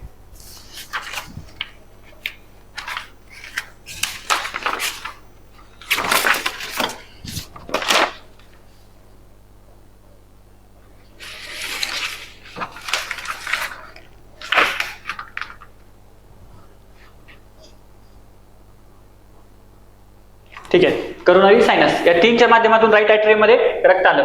मग राईट ॲट्रियम मध्ये इथं कोणती वॉल आहे, ट्रायकस्पिड वॉल, हे लक्षात घ्या, ट्रायकस्पिड वॉल. आणि लेफ्ट साईडला कोणती वॉल आहे, तर इथं बायकस्पिड वॉल. 3-2 लक्षात ठेवायचं, 32. राईटला ट्रायकस्पिड, लेफ्टला बायकस्पिड. ठीक आहे, तर ट्रायकस्पिड वॉल आहे. मग याच्यानंतर या वॉल मधून ही वॉल अशी मोकळी झाली की वरचं रक्त खाली येतं. ठीक आहे, मग त्यानंतर हे रक्त कुठं जातं, इथून रक्त. आता बघा, सुरुवातीला काय होणार, आपला वरचा जो राईट ॲट्रियम आहे म्हणजे उजवा अलिंद आहे ते रिलॅक्स होणार. रिलॅक्स झालं की काय होणार, म्हणजे जे वेना केव्हा म्हणजे आपण जे म्हटलं सुपिरियर इन्फिरियर या वेना केव्हा मधून रक्त इथे येणार. रिलॅक्स झालं, रक्त आलं. आता परत त्या कॉन्ट्रॅक्ट होणार. कॉन्ट्रॅक्ट झालं, त्याचं प्रेशर आलं, परत हे वॉल ओपन होणार, खाली रक्त येणार. कुठे जाणार आता हे, राईट व्हेंट्रिकल मध्ये. मग आता राईट व्हेंट्रिकल परत कॉन्ट्रॅक्ट झाली. राईट व्हेंट्रिकल कॉन्ट्रॅक्ट झाली की हे रक्त पंप कुठे होणार, या आर्टरी मध्ये होणार. कुठल्या आर्टरी मध्ये, पल्मोनरी आर्टरी. पल्मोनरी आर्टरीचं काम काय, लंग्स कडे रक्त घेऊन जाणं. मग या पल्मोनरी आर्टरी काय करणार, लंग्स कडे रक्त घेऊन जातात. मग हे लंग्स मधले रक्त काय होणार, इथं काय होणार, लंग्स मध्ये काय होणार, हे रक्त शुद्ध होणार. मग हे शुद्ध रक्त झालेलं शुद्ध रक्त हे काय होणार, पल्मोनरी आर्टरी. आता हे शुद्ध झालेलं रक्त काय होणार, पल्मोनरी व्हेन्सच्या माध्यमातून कुठे येणार, लेफ्ट ॲट्रियम मध्ये येणार. आणि लेफ्ट ॲट्रियम मधलं परत लेफ्ट ॲट्रियम कॉन्ट्रॅक्ट झालं की हे रक्त परत लेफ्ट व्हेंट्रिकल मध्ये येणार. आणि मग लेफ्ट व्हेंट्रिकल परत कॉन्ट्रॅक्ट झालं की हे काय होणार, एओटा म्हणजे आपली जी महाधमनी आहे, तर या महाधमनीच्या माध्यमातून शरीरभर पोहोचवलं जाणार. हे काय झालं, लेफ्ट व्हेंट्रिकल. आणि म्हणून आपल्या शरीरातलं सगळ्यात मोठा कप्पा कुठला असतो, लेफ्ट व्हेंट्रिकल असतो. ठीक आहे. आणि या लक्षात ठेवायचं, ह्या व्हेंट्रिकल मध्ये सगळं हे जो खालचा पट्टा आहे असा हा व्हेंट्रिकल आहे ना, एवढं म्हणजे राईट आणि लेफ्ट, ह्या याच्यावर असे हे असतात पुरकिंजे फायबर, म्हणजे केसासारखे असं, त्याला काय म्हणतात, पुरकिंजे फायबर म्हणतात. ठीक आहे. ते काय काम करतात, आवेगाचं इम्पल्सेसचं वहन करण्यासाठी. आणि ते फक्त लेफ्ट म्हणजे व्हेंट्रिकल मध्ये असतात, म्हणजे खालच्या भागात असतात, वर नसतात. तेवढं लक्षात ठेवायचं. आणि इथं एसए नोड असतं, एसए नोड स्पेसमेकरचं काम करतं. एव्ही नोड जे असतं ते या जंक्शनला असतं, या 4 कप्प्यांच्या जंक्शनला एव्ही नोड असतं. एसए नोड काय करतं, इम्पल्स तयार करतं. आणि एव्ही नोड काय करतं, ते इम्पल्स ट्रान्सफर करण्याचं काम एव्ही नोड करतं. ठीक आहे. कळलं. पहिल्यांदा वेना केव्हाच्या माध्यमातून राईट ॲट्रियम, त्याच्यानंतर ट्रायकस्पिड वॉल मधून राईट व्हेंट्रिकल, त्याच्यानंतर पल्मोनरी वॉल असते इथं, म्हणजे पल्मोनरी आर्टरी मध्ये पल्मोनरी वॉल. ते काय करते, पल्मोनरी आर्टरी मध्ये रक्त, इथून लंग्स मध्ये रक्त, लंग्स मधलं रक्त पल्मोनरी वेनच्या माध्यमातून लेफ्ट ॲट्रियम मधलं रक्त लेफ्ट व्हेंट्रिकल मध्ये, लेफ्ट व्हेंट्रिकल मधलं रक्त एओटाच्या माध्यमातून शरीरभर जातं. हे असं आपल्या बॉडीमध्ये सर्क्युलेट होतं. आणि परत शरीरभर जे रक्त गेलेलं आहे ते परत काय होतं, वेना केव्हाच्या माध्यमातून परत राईट ॲट्रियम मध्ये येतं. म्हणजे असा त्याचा फ्लो कम्प्लीट होत असतो. त्याला काय म्हणतात, डबल सर्क्युलेशन. म्हणजे आपल्यातलं जे ब्लड सर्क्युलेशन आहे ते कसं आहे, डबल सर्क्युलेशन आहे. ठीक आहे. आता कार्डियक सायकल म्हणजे काय, तर हृदयाचा एक ठोका म्हणजे हार्टबीट पूर्ण होणं म्हणजे कार्डियक सायकल कंप्लीट होण्यासाठी म्हणजे एका हार्टबीटसाठी किती वेळ लागतो? 0.8 सेकंद. हृदयाचा एक हार्टबीट पूर्ण होण्यासाठी 0.8 सेकंद लागतो. मग आता ह्याच्यामध्ये 3 टप्पे आहेत. पहिला काय, ऍट्रियल सिस्टोल. म्हणजे ऍट्रियल म्हणजे काय बघितलं आपण, ऍट्रियम म्हणजे आलिंद. ऍट्रियल सिस्टोल म्हणजे काय, दोन्ही आलिंदाचं एकाच वेळेस आकुंचन होतं. पहिल्यांदा काय असतं, आलिंद रिलॅक्स असतात. मग राईट ऍट्रियम मध्ये काय होणार, राईट ऍट्रियम मध्ये अशुद्ध रक्त येणार वेना केव्हा मध्ये. त्याच वेळेस काय होणार, लेफ्ट ऍट्रियम मध्ये शुद्ध रक्त येणार. कुठून? लंग्स मधलं. मग हे दोन जे होतात, मग त्याच्यानंतर हे रिलॅक्स असताना त्यांनी ब्लड ऍक्सेप्ट केलं, रक्त ऍक्सेप्ट केलं. आता दोन्ही पण आकुंचन पावणार. आकुंचन पावल्यानंतर काय होणार, त्यांच्या व्हेंट्रिकल मध्ये म्हणजे राईटचं राईट व्हेंट्रिकल मध्ये, लेफ्टचं लेफ्ट व्हेंट्रिकल मध्ये रक्त जातं. ह्याला काय म्हणायचं, ऍट्रियल सिस्टोल. म्हणजे काय, दोन्ही आलिंदाचं एकाच वेळेस आकुंचन होतं आणि त्यातील रक्त त्यांच्याच खाली बसलेल्या निलयामध्ये सोडलं जातं. आता खाली आले रक्त त्यावेळेस निलय कसे आहेत, रिलॅक्स आहेत म्हणून वरचं रक्त ऍक्सेप्ट करतात.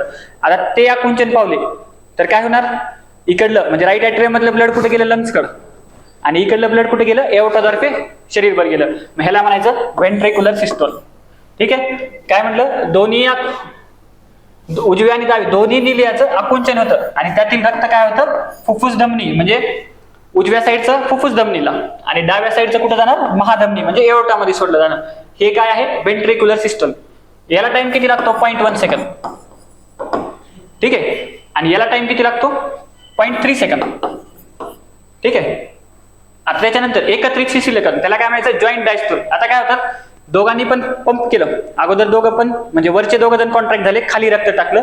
आता खालचे दोघं जण कॉन्ट्रॅक्ट झाले. त्याच्यानंतर काय होतं, दोघं पण शिथिल होतात. शिथिल कशासाठी होतात, वरचं रक्त स्वीकारण्यासाठी परत शिथिल होतात. मग त्या शिथिल होण्याला आलिंद आणि दोन्ही निलय शिथिल होण्याच्या टप्प्याला जॉईंट डायस्टोल म्हणतात. आणि हे असतं 0.4 सेकंद. 0.1, 0.3, 0.4 total 0.8 second. आणि या 0.1 सेकंद मध्ये काय होतं, एक सायकल कंप्लीट होतं म्हणजेच एक हार्टबीट तयार होतं. याला म्हणायचं कार्डियक सायकल. मग 0.1 सेकंद मध्ये एक ठोका पडतो. तर मग 60 म्हणजे आपल्या 1 मिनिटामध्ये किती ठोके पडतील, तर 72 ठोके पडतात.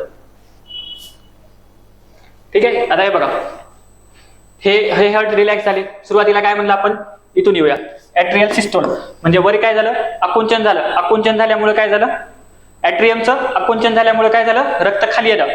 ठीक आहे. त्याच्यामुळे काय झालं, राईट व्हेंट्रिकल म्हणजे वरचं रक्त खाली फिल झालं आणि वरचं रक्त ह्या व्हेंट्रिकल मध्ये भरलं गेलं. ठीक आहे. त्याच्यानंतर व्हेंट्रिक्युलर सिस्टोल मध्ये काय झालं, आता हे एक आकुंचन पावले.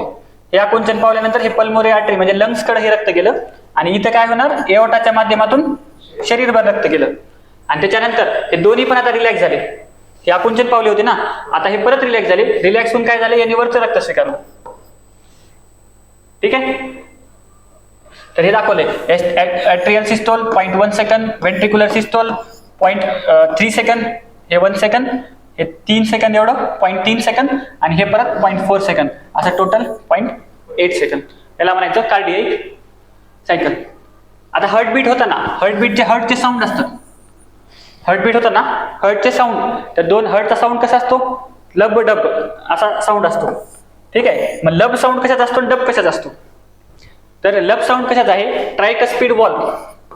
म्हणजे लक्षात ठेवायचं, रक्त आत घेतानाचा जो साऊंड आहे तो लब आहे. म्हणजे इथून काय होते, रक्त खाली येते, इथून काय येते, रक्त येते आणि ते बंद झाल्यानंतर जो साऊंड येतोय तो लब आहे. आणि रक्त गेल्यानंतर म्हणजे इथं कुठली असतात, एओर्टा मधली जी वॉल असणार त्याला म्हणायचं एओर्टिक वॉल आणि पल्मोनरी मधली जी वॉल असणार त्याला म्हणायचं पल्मोनरिक वॉल. म्हणजे हार्टच्या कप्प्यामधून रक्त बाहेर गेल्यानंतर जो साऊंड येतोय त्याला म्हणायचं डब आणि येताना जो साऊंड म्हणायचं त्याला म्हणायचं, म्हणजे हार्टच्या कप्प्यामध्ये रक्त येताना जो साऊंड आहे ट्रायकस्पिड वॉलचा, त्या बायकस्पिड वॉलचा वगैरे, त्याला काय म्हणायचं, लब साऊंड. आणि जातानाचा साऊंड काय असणार, डब साऊंड. तर हे हार्टचा साऊंड काय असणार, लब डब साऊंड. त्यालाच S1 S2 पण म्हणतात. ठीक आहे. ठीक आहे. आता बघा, आता हार्टचं ब्लड प्रेशर म्हणजे काय असणार की आपल्या म्हणजे बेसिकली एओर्टाने किंवा महाधमनीने किंवा लेफ्ट व्हेंट्रिकलनं जे लेफ्ट व्हेंट्रिकल इथून आपलं रक्त शरीरभर जातं ना, हे मेन पंप करतं. हे पंप केल्यामुळे रक्त शरीरभर जातं. मग ह्या पंपिंगमुळे जे होतं प्रेशर जे आपल्या धमन्यावर लागतं, आता हे ब्लड वेसल आहे, ह्या इथून ब्लड फ्लो होते, हे ब्लडनं जे प्रेशर आपल्या धमन्याच्या वॉल्सवर टाकलेलं आहे त्याला म्हणायचं ब्लड प्रेशर. मग ब्लड प्रेशर बघा, तर त्याच्यामध्ये दोन प्रकार असतात, एक असतं डायस्टॉलिक आणि एक सिस्टॉलिक. सिस्टॉलिक म्हणजे काय? बघा लक्षात ठेवा, इथे जरी डाय वाटलं, डाय म्हणजे 2 नाही किंवा जास्त नाही, डाय जरी वाटलं तरी इथं कमी आहे असं लक्षात ठेवायचं. सिस्टॉलिक मध्ये जास्त आहे. का बरं जास्त आहे? तर त्याचं कारण असं आहे, सिस्टॉलिक प्रेशर म्हणजे काय? जेव्हा लेफ्ट व्हेंट्रिकलचं कॉन्ट्रॅक्शन होतं, त्यावेळेस जे मॅक्सिमम प्रेशर म्हणजे लावलं जातं, कारण इथं कॉन्ट्रॅक्ट झालं तरच प्रेशर लावलं जाईल. तर मग जेव्हा कॉन्ट्रॅक्शन होतं तेव्हा जे प्रेशर लावलं जातं त्याला म्हणायचं सिस्टॉलिक प्रेशर. आणि त्याच्यामुळे सिस्टॉलिक प्रेशर हे जास्त असतं, 120 mm/Hg एवढं असतं. ठीक आहे. इथे काय असतं मग त्यावेळेस काय असणार? आर्टरीज मध्ये मॅक्सिमम प्रेशर, जास्तीत जास्त प्रेशर असणार. ठीक आहे. आणि हे कधी होतं? जेव्हा लेफ्ट व्हेंट्रिकल कॉन्ट्रॅक्ट झालेलं असतं तेव्हा. ठीक आहे. हा, आणि हे कुठं होतं मग? सिस्टॉलिक स्टेज मध्ये. म्हणून ह्याला सिस्टॉलिक ब्लड प्रेशर म्हणतात. आपण इकडे बघितलं नाही का, इकडे जे सिस्टॉलिक स्टेज मध्ये जे होतं ते सिस्टॉलिक स्टेज मध्ये कॉन्ट्रॅक्शन होतं आणि त्याच्यामुळे त्याला काय म्हणायचं? सिस्टॉलिक ब्लड प्रेशर म्हणायचं. आणि त्याच्यानंतर ठीक आहे, बाकीचं काही महत्वाचं नाही. इथे लक्षात ठेवा, आता ॲट्रियल रिलॅक्सेशन म्हणजे हे कॉन्ट्रॅक्ट झालं तर त्यावेळेस सिस्टॉलिक प्रेशर. आता हे रिलॅक्स झालं, थोड्या वेळासाठी रिलॅक्स होईल, त्या रिलॅक्सेशनच्या वेळेस जे प्रेशर असेल त्याला काय म्हणायचं? Diastolic pressure. मग हे कमी असणार, 80 mm/Hg असणार. ठीक आहे. यावेळेस आर्टरीमध्ये मिनिमम प्रेशर असणार. ठीक आहे. आणि हे कुठं असणार? जेव्हा लेफ्ट व्हेंट्रिकल रिलॅक्स होईल. हा फरक लक्षात ठेवायचा. इथं आयोग कन्फ्युज करू शकतं किंवा उलट सुलट करू शकतं. ह्याच्या व्हॅल्यूज विचारणार 120, 80. म्हणून नॉर्मल ब्लड प्रेशर किती असतं आपलं? 120 to 80. खूप जास्त झालं की त्याला म्हणायचं हायपरटेन्शन, कमी झालं की म्हणायचं हायपोटेन्शन. ठीक आहे. आणि हे कधी असतं? डायस्टोलिक, म्हणजे आपण जे कार्डियक सायकल मधला जो डायस्टोलिक स्टेज आहे त्याच्या वेळेस हे होतं, म्हणून त्याला डायस्टोलिक ब्लड प्रेशर असं म्हणतात. ठीक आहे. ठीक आहे.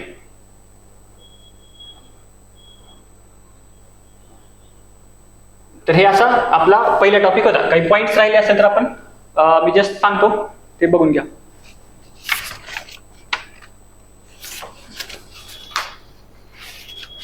त्याच्यामध्ये एक मेन पॉइंट तो म्हणजे एक मेन पॉइंट म्हणजे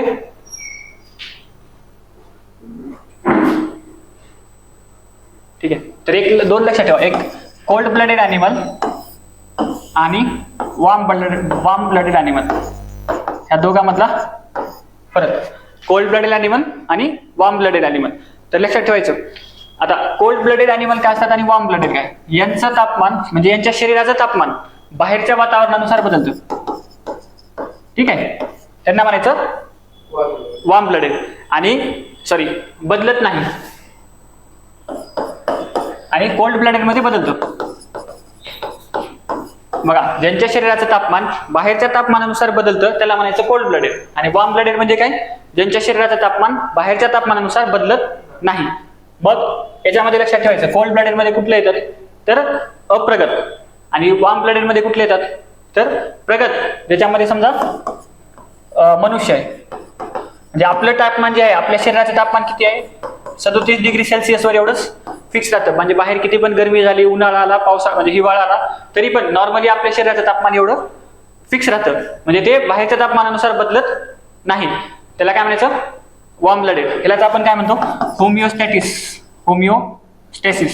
म्हणजे काय? आपल्या शरीराची कंडिशन मेंटेन राहणं, त्याला म्हणतात होमिओस्टॅसिस. ठीक आहे. स्टॅटिस लक्षात ठेव. त्याच्यानंतर कोल्ड ब्लडेड म्हणजे काय? जसं बेडूक आहेत किंवा साप आहे. साप बेस्ट एक्झाम्पल इज साप. सापाचं तापमान काय असतं? बाहेरच्या तापमानानुसार बदलतं. म्हणजे समजा बाहेर खूप जास्त ऊन वगैरे झालं तर सापासारखे प्राणी काय करतात? थंड ठिकाणी जायला बघतात, कारण त्यांच्या शरीराचं तापमान त्यांना मेंटेन करायचंय. म्हणून त्यांनी ते बाहेरचं थंड तापमान कुठं आहे? जमिनीच्या खाली वगैरे असतं, बिळामध्ये, मग तिथे जायला बघतात, कारण त्यांना त्यांचं तापमान बाहेरच्या तापमानानुसार बदलत असतं. मग थंड ठिकाणी गेले तर त्यांचं तापमान थंड होणार, म्हणून ते तिथे जात असतात. मग ते कोल्ड ब्लडेड ॲनिमल झाले. ठीक आहे. मग आता कोल्ड ब्लडेड ॲनिमल मध्ये कुठले कुठले उदाहरणं येतात तर इथलं, आणि याच्यासोबतच आपण म्हणजे रक्त म्हणजे ह्याच्यातलं हे कसे आहेत? प्रगत आहेत. आणि याच्यामध्ये काय होतं? कप्पे 4 असतात. म्हणजे जसे जसे ॲनिमल्स इव्हॉल्व्ह होत गेले, जसे जसे ॲनिमल इव्हॉल्व्ह होत गेले तसे तसे हार्टचे कप्पे पण इव्हॉल्व्ह होत गेले. कप्पे इव्हॉल्व्ह झाले म्हणून काय झालं? शुद्ध रक्त आणि अशुद्ध रक्त प्रॉपर सेग्रिगेट होतं, आणि प्रॉपर सेग्रिगेट झालं म्हणजे ॲनिमल प्रगत होतो. इथं प्रॉपर सेग्रिगेशन होत नाही. म्हणून इथं काय सांगायचं? वार्म ब्लडेड मध्ये कप्पे 4 असतात. इथं मग काय असतात? 2, 3, 4 वाले. 2 मध्ये कुठले? मासेवर्गीय प्राणी. 3 मध्ये कुठले? उभयचर प्राणी. आणि 4चं उदाहरण मगर सांगायचं. म्हणजे जरी 4 कप्पे असले तरी मगर कोल्ड ब्लडेड मध्ये येतं. ठीक आहे. 2 मध्ये मासे, 3 मध्ये उभयचर. आपण असं सिक्वेन्शियल लक्षात ठेवू शकता. 2 मध्ये मासे, 3 मध्ये उभयचर म्हणजे सुरुवातीला काय पाण्यातले, पुन्हा उभयचर आणि पुन्हा सरपटणारे प्राणी, असं लक्षात ठेवायचं. आता इथले आणखी उदाहरणं लक्षात ठेवता. प्राणी म्हणजे वॉर्म ब्लडेड मध्ये प्राणी लक्षात ठेवायचं, पक्षी, डॉल्फिन, व्हेल मासा जे प्रगत आहेत ते सगळे इकडे घ्यायचं. आता आणखीन काही पॉइंट्स म्हटलं तर रक्ताच्या अभ्यासाच्या क्षेत्राला काय म्हणायचं, हिमॅटॉलॉजी. हेमॅटॉलॉजी काय असणार, रक्ताच्या अभ्यासाचं शास्त्र. हे कशासाठी, रक्तासाठी, ठीक आहे. आणि रक्तवाहिन्यासाठीच्या अभ्यासाला काय म्हणायचं, हे असे प्रश्न आयोग विचारतो, त्याला काय म्हणायचं, एन्जिओलॉजी म्हणायचं. एन्जिओलॉजी म्हणायचं. त्याच्यानंतर हिमोग्लोबिन म्हणजे काही फॅक्ट सांगतो जस्ट आपल्या जे मागे राहिले होते ते. हिमोग्लोबिनचं प्रमाण पुरुषांमध्ये किती आहे, 13 ते 18 ग्रॅम पर 100 ml. आणि हे काय महिलांमध्ये, हे पुरुषांमध्ये म्हणजे मेलमध्ये. आणि फिमेलमध्ये काय 11.5 ते 13.5 ग्रॅम पर 100 ml. तर हे लक्षात ठेवायचं. 13 ते 18, 11.5 ते 13.5, सॉरी 16.5, 13 नाही 16.5, ठीक आहे.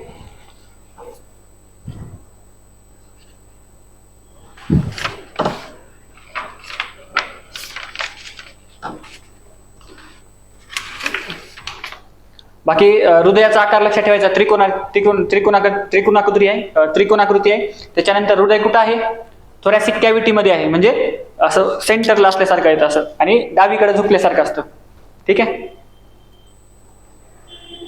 म्हणजे मिडल थोरॅसिक असं म्हणतात त्याला, 2 फुफ्सांच्या मध्ये असतं.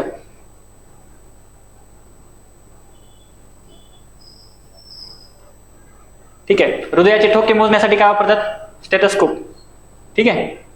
आणि हृदयाचा आलेख म्हणजे ठोक्यांचा आलेख काढण्यासाठी असं ECG, इलेक्ट्रोकार्डिओग्राफी असते, ठीक आहे. बाकी हृदयाचे ठोके वाढणे म्हणजे टॅकिकार्डिया. टॅकिकार्डिया म्हणजे काय, हृदयाचे ठोके वाढणे. आणि हृदयाचे ठोके कमी होणे म्हणजे ब्रॅडिकार्डिया. T फॉर टॉप लक्षात ठेवायचं. T फॉर टॉप म्हणजे वाढणं, B फॉर बिलो म्हणजे कमी होणं, असं लक्षात ठेवू शकता. लहान बाळामध्ये ठोके जास्त असतात, उंदरामध्ये ठोके जास्त असतात, ठीक आहे. आणि मोठ्या व्यक्तीमध्ये ठोके कमी असतात.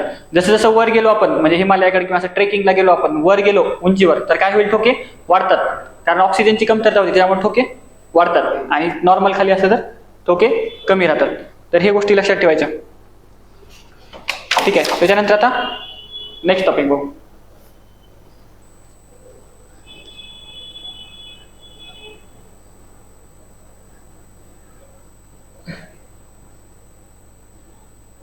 आता नेक्स्ट रेस्पिरेशन. टॉपिकचं नाव रेस्पिरेशन. आता फर्स्ट टॉपिक मध्ये काय होतं, ब्लड सर्क्युलेशन बघितलं. त्याच्यामध्ये काय, शरीरामधल्या घटकांचं सर्क्युलेशन करणं म्हणजे रक्ताभिसरण किंवा सर्क्युलेटरी सिस्टम झाली. आता काय आहे रेस्पिरेशन. रेस्पिरेशन म्हणजे काय, तर खाल्लेल्या अन्नापासून ऊर्जा मिळवणं. म्हणजे अन्नामध्ये काय, खाल्लेलं अन्न म्हणजे बेसिकली ग्लुकोज. ग्लुकोजमध्ये ऑक्सिजन मिसळायचा, त्याच्यापासून CO2 + H2O + ATP. ATP म्हणजे काय, ऊर्जा. म्हणजे खाल्लेल्या अन्नापासून ऊर्जा मिळवणं म्हणजे रेस्पिरेशन, ठीक आहे. आता त्याच्यामध्ये आता रेस्पिरेशनचे 2 प्रकार आहेत. एक असतं ऑक्सिडेशन किंवा सनील किंवा एरोबिक रेस्पिरेशन. म्हणजे काय, ज्या रेस्पिरेशन मध्ये ऑक्सिजन नव्हतं, ऑक्सिजनच्या सानिध्यात होतं, ऊर्जा मुक्त होते, त्याला म्हणायचं एरोबिक. आणि अनारोबिक मध्ये किंवा विना ऑक्सिडेशन किंवा अनानील, त्याला काय म्हणायचं, ज्याच्यामध्ये ऑक्सिजन लागत नाही म्हणजे ऑक्सिजनची गरज भागत नाही, त्याला म्हणायचं विना ऑक्सिडेशन, ठीक आहे. बाकी श्वसनाचे टप्पे आपण पुढे बघू. बघा आता एनारोबिक काय आहे बघा, अनारोबिक आणि एरोबिक. अनारोबिक मध्ये रिएक्टंट काय असतो, ग्लुकोज, फक्त ग्लुकोज. इथं ऑक्सिजन नाही, ठीक आहे, कारण हे विना ऑक्सिडेशन आहे. इथं ऑक्सिडेशन आहे, त्याच्यामुळे ग्लुकोज सोबत रिएक्टंट काय असणार, ऑक्सिजन. त्याच्यानंतर कंबशन काय होतं, अनारोबिक मध्ये इनकम्प्लीट कंबशन होतं, म्हणजे जे ग्लुकोज आहे त्याचं पूर्ण बर्निंग होत नाही, पूर्ण ज्वलन होत नाही. इथं मात्र पूर्ण कम्प्लीट कंबशन होतं, हे लक्षात ठेवायचं. त्याच्यानंतर एनर्जी, अनारोबिक मध्ये काय, कमी एनर्जी भेटते, किती, 2 ATP, हे लक्षात ठेवायचं. इथं काय होतं, हाय एनर्जी प्रोड्यूस होती, 36 ते 38 ATP. त्याच्यानंतर याच्यामध्ये प्रोडक्ट्स काय बघा, अॅनिमल्स मध्ये काय बनतं, लॅक्टिक ऍसिड बनतं. ईस्ट मध्ये म्हणजे दारू वगैरे बनवण्यासाठी अनारोबिक रेस्पिरेशनचा वापर करतात ना, मग ते काय असतं, इथेनॉल बनवतं. ईस्टचा वापर करून दारू बनवतात, ठीक आहे. ईस्ट फर्मेंटेशन जर केलं आपण तर ईस्टचं फर्मेंटेशन पासून दारू बनतं ना, मग ते अनारोबिक रेस्पिरेशनचं ईस्ट मध्ये प्रोडक्ट काय झालं, इथेनॉल झालं, CO2 झालं. आणि अॅनिमल्स मध्ये काय झालं, लॅक्टिक ऍसिड, म्हणजे आपल्या मसल मध्ये जे स्टोअर केलेलं असतं लॅक्टिक ऍसिड. जेव्हा आपल्याला जेव्हा आपण अन्न खात नाही किंवा आपण खूप जास्त एक्सरसाइज केली तर खूप जास्त एक्सरसाइज केल्यानंतर काय होतं, हे लॅक्टिक ऍसिड जे आहे ते काय होतं एनर्जीमध्ये कन्वर्ट व्हायला लागतं, म्हणजे आपल्या मसल्स मधलं, आणि म्हणून मग आपल्याला क्रॅम्प्स येतात. ठीक आहे, तर ते ॲनिमल्स मध्ये. आणि नॉर्मली एरोबिक मध्ये काय बनतं, CO2 प्लस H2O आणि प्लस ATP बनतं. ठीक आहे, लोकेशन कुठं असतं, आता ॲनारोबिक रेस्पिरेशन हे कुठं होतं, सायटोप्लाझम मध्ये होतं, आणि एरोबिक रेस्पिरेशन हे सायटोप्लाझम मध्ये पण होतं, आणि सगळ्यात मेन मायटोकॉन्ड्रियामध्ये होतं. म्हणून मायटोकॉन्ड्रियाला काय म्हणतात, पॉवर हाऊस ऑफ सेल, कारण ते एनर्जी बनवतं. त्याच्यानंतर स्टेजेस, याच्यामध्ये काय असतं, ग्लायकोलायसिस असतं आणि फर्मेंटेशन असतं. जे फर्मेंटेशन इथे सांगितलं ईस्ट मध्ये, इथे काय असतं, ग्लायकोलायसिस असतं, क्रेब सायकल असतं, इलेक्ट्रॉन ट्रान्सपोर्ट चेन असते, ह्याच्यामध्ये ATP तयार होतात ना ETS मध्ये. हे आपल्याला वनस्पती शास्त्रामध्ये जास्त डिटेलमध्ये येणार. फक्त आता लक्षात ठेवायचं ॲनारोबिकची एक्झाम्पल आणि एरोबिकची एक्झाम्पल लक्षात ठेवायचं. एरोबिकचं तर सिंपल आहे, आपल्या ह्युमन मधलं जे काय म्हणतात रेस्पिरेशन आहे ते बेस्ट एरोबिकचं एक्झाम्पल आहे. पण आयोग काय विचारतं, खालीलपैकी कुठं ॲनारोबिक रेस्पिरेशन होतं असं जर विचारलं तर ते आपल्याला सांगण्यासाठी वेगवेगळे एक्झाम्पल सांगायचे. मग ॲनारोबिक रेस्पिरेशन कुठं होतं, आपल्या मसल्समध्ये होतं. परत कुठं होतं अजून, आपल्या वनस्पतीचं म्हणजे बीज अंकुरण, खाली म्हणजे वनस्पतीला आपण सीड टाकलं जमिनीमध्ये, तिथून बीज अंकुरण होणं, त्याला पण ॲनारोबिक रेस्पिरेशन लागतं. फर्मेंटेशन सांगितलं आपण, दारू बनवणं, तिथं ॲनारोबिक रेस्पिरेशन लागतं. परत आपले जी व्हिटॅमिन्स आहेत, अँटीबॉडीज आहेत, ते बनवण्यासाठी ॲनारोबिक रेस्पिरेशनची गरज असते. म्हणजे असं तुम्हाला बेकरीचे पदार्थ बनवणं, अल्कोहोल बनवणं, याच्यासाठी ॲनारोबिक रेस्पिरेशन लागतं. आयोग तुम्हाला विचारून खालीलपैकी कोणत्या केसेसमध्ये ॲनारोबिक रेस्पिरेशनचे उदाहरणं आहेत किंवा कुठं ॲनारोबिक रेस्पिरेशन होतं, तर ते लक्षात ठेवायचं. त्याच्यानंतर आता ब्रीदिंग आणि सेल्युलर रेस्पिरेशन. ब्रीदिंग म्हणजे काय, श्वसन, आणि याला काय म्हणायचं, पेशीय श्वसन किंवा बाह्य श्वसन झालं, हे अंतःश्वसन झालं. आता याच्यामध्ये काय असतो, सेलचा संबंध नाही, इथं काय असतं, सेलचा संबंध असतो. म्हणजे बघा, ब्रीदिंग म्हणजे काय असतं की ऑक्सिजन घेणं, म्हणजे आपण नाकावाटे ऑक्सिजन घेणं, कार्बन डायऑक्साईड सोडणं, हे झालं ब्रीदिंग. आणि सेल्युलर रेस्पिरेशन म्हणजे काय झालं की रेस्पिरेशन म्हणजे काय, ऍक्च्युअली ग्लुकोज म्हणजे आपलं अन्न, त्या अन्नापासून ऊर्जा बनवणं. मग हे ऍक्च्युअल काय, ज्या ग्लुकोजचं ब्रेकडाऊन करणं, त्याच्यापासून एनर्जी बनवणं आणि ती सेलनं वापरणं, हे म्हणजे काय झालं सेल्युलर रेस्पिरेशन. त्याला काय म्हणायचं, अंतःश्वसन, हे बाह्य श्वसन. म्हणजे हे काय होतं, पेशीमध्ये चाललं, तुम्ही जे एनर्जी बनवली ती पेशीमध्ये चालली, ठीक आहे, सेल्युलर रेस्पिरेशन. आता त्याच्यानंतर आता ब्रीदिंग कुठे होते, लंग्स मध्ये होते. ब्रीदिंग मेन कुठे होते, लंग्स मध्ये होते. आणि बाकी त्याच्यामध्ये काय लागतं, नाक लागतं, माउथ लागतं, घसा लागतं, हे त्याच्यामध्ये कामाला येतात. बाकी सेल्युलर रेस्पिरेशन कुठं होतं, सेलमध्ये होतं, म्हणूनच त्याला सेल्युलर रेस्पिरेशन म्हणतात. दुसरं, ह्याच्यामध्ये एनर्जी प्रोड्यूस होते का, नाही, ह्याच्यामध्ये फक्त आपण ऑक्सिजन आत घेतोय. इथं मात्र ऑक्सिजन पासून त्या ग्लुकोज आणि आत घेतलेला ऑक्सिजन या दोघांची रिॲक्शन होऊन काय बनते, CO2 plus H2O plus ATP, म्हणजेच काय, एनर्जी बनते. ठीक आहे. त्याच्यानंतर सेल्युलर ऍक्टिव्हिटी म्हणजे काय, हे आउटसाइड म्हणजे सेलच्या बाहेर होतं, हे आपल्या नाकामध्ये होतं ना फक्त, लंग्स वगैरे सेलपर्यंत पोहोचतच नाही आपण, त्याच्यामुळे ह्याला काय म्हणायचं, एक्स्ट्रा सेल्युलर प्रोसेस. हे सेलमध्ये होते म्हणून त्याला इंट्रासेल्युलर प्रोसेस म्हणायचं, इंट्रासेल्युलर प्रोसेस म्हणायचं. त्याच्यानंतर एन्झाईम, ह्याच्यामध्ये कुठलेच एन्झाईम वापरले जात नाहीत, ह्याच्यात जास्त एन्झाईम वापरले जातात. ह्याच्यामध्ये काय असतात, ह्याच्यामध्ये कुठले ऑर्गन्स लागतात सांगितलं आपण, नोज, लंग्स, माउथ वगैरे सांगितलं. ह्याच्यामध्ये काय लागतं, मेन म्हणजे सेल ऑर्गॅनिझम, सेलमध्ये होतं ना, म्हणून सेलमधले जे घटक आहेत ते सेल्युलर रेस्पिरेशन मध्ये वापरायचे. मग कुठले आलं, मायटोकॉन्ड्रिया, असे घटक. ठीक आहे. त्याच्यानंतर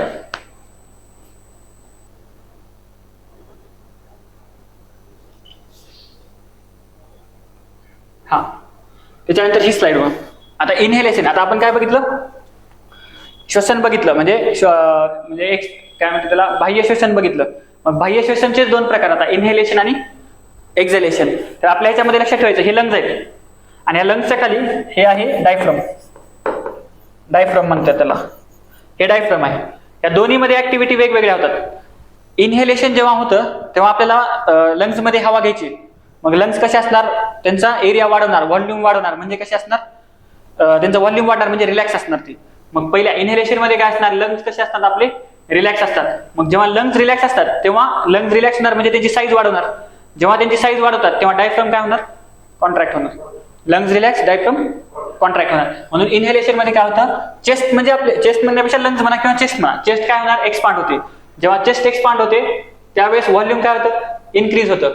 आणि त्यावेळेस डायफ्रम काय होतं, कॉन्ट्रॅक्ट होतं, डायफ्रम कॉन्ट्रॅक्ट होतं. आणि मग त्याच्यामध्ये एअर, हवा आतमध्ये जाईल, कारण चेस्ट एक्सपांड झाली ना. का बरं एक्सपांड झाली, ती हवा घेण्यासाठी. मग ती हवा आतमध्ये जाईल आणि त्यावेळेस प्रेशर कसं असणार, कमी असणार. ज्यावेळेस रिलॅक्सेशन असतं त्यावेळेस प्रेशर कमी असतं. आता आपल्याला हवा काय करायची, बाहेर टाकायची. तर आता काय होणार, डायफ्रम रिलॅक्स होणार, डायफ्रम काय होणार, रिलॅक्स होणार. मग डायफ्रम रिलॅक्स झाल्यामुळं चेस्ट काय होणार, कॉन्ट्रॅक्ट होणार. डायफ्रम रिलॅक्स झालं म्हणजे वर पुश झालं, वर पुश झालं की चेस्ट कॉन्ट्रॅक्ट होणार. कॉन्ट्रॅक्ट झाली म्हणजे व्हॉल्यूम काय होणार, डिक्रीज होणार, चेस्टचं व्हॉल्यूम कमी होणार. कमी झालं की एअर काय होणार, बाहेर जाणार. आणि बाहेर झाल्यामुळे प्रेशर म्हणजे ते त्या केसमध्ये काय होणार, लंग्सचं प्रेशर जास्त असणार. प्रेशर जास्त असल्यामुळेच तर हवा बाहेर गेली. मग इनहेलेशन मध्ये आपण काय घेतो, ऑक्सिजन आत घेतो, म्हणजे हवेतला ऑक्सिजन आत घेतो. आणि एक्झलेशन मध्ये काय करतो, आपल्या शरीरातला CO2 बाहेर टाकतो. ठीक आहे, ठीक आहे. आता आपली श्वसन संस्था, श्वसन संस्थेमध्ये काय, पहिल्यांदा नॉस्ट्रिल्स. नॉस्ट्रिल म्हणजे काय, आपल्या नाकपुड्या असतात. मग नाकपुड्यामध्ये काय असतात, तर हे पॅरानेझल साईन, ह्याला काय म्हणतात, नेझल कॅव्हिटी असते. म्हणजे काय, आपल्या नाकाचे जी म्हणजे काय म्हणतात कॅव्हिटी, म्हणजे छिद्र आहेत, नाकपुड्यांची छिद्र ती असतात.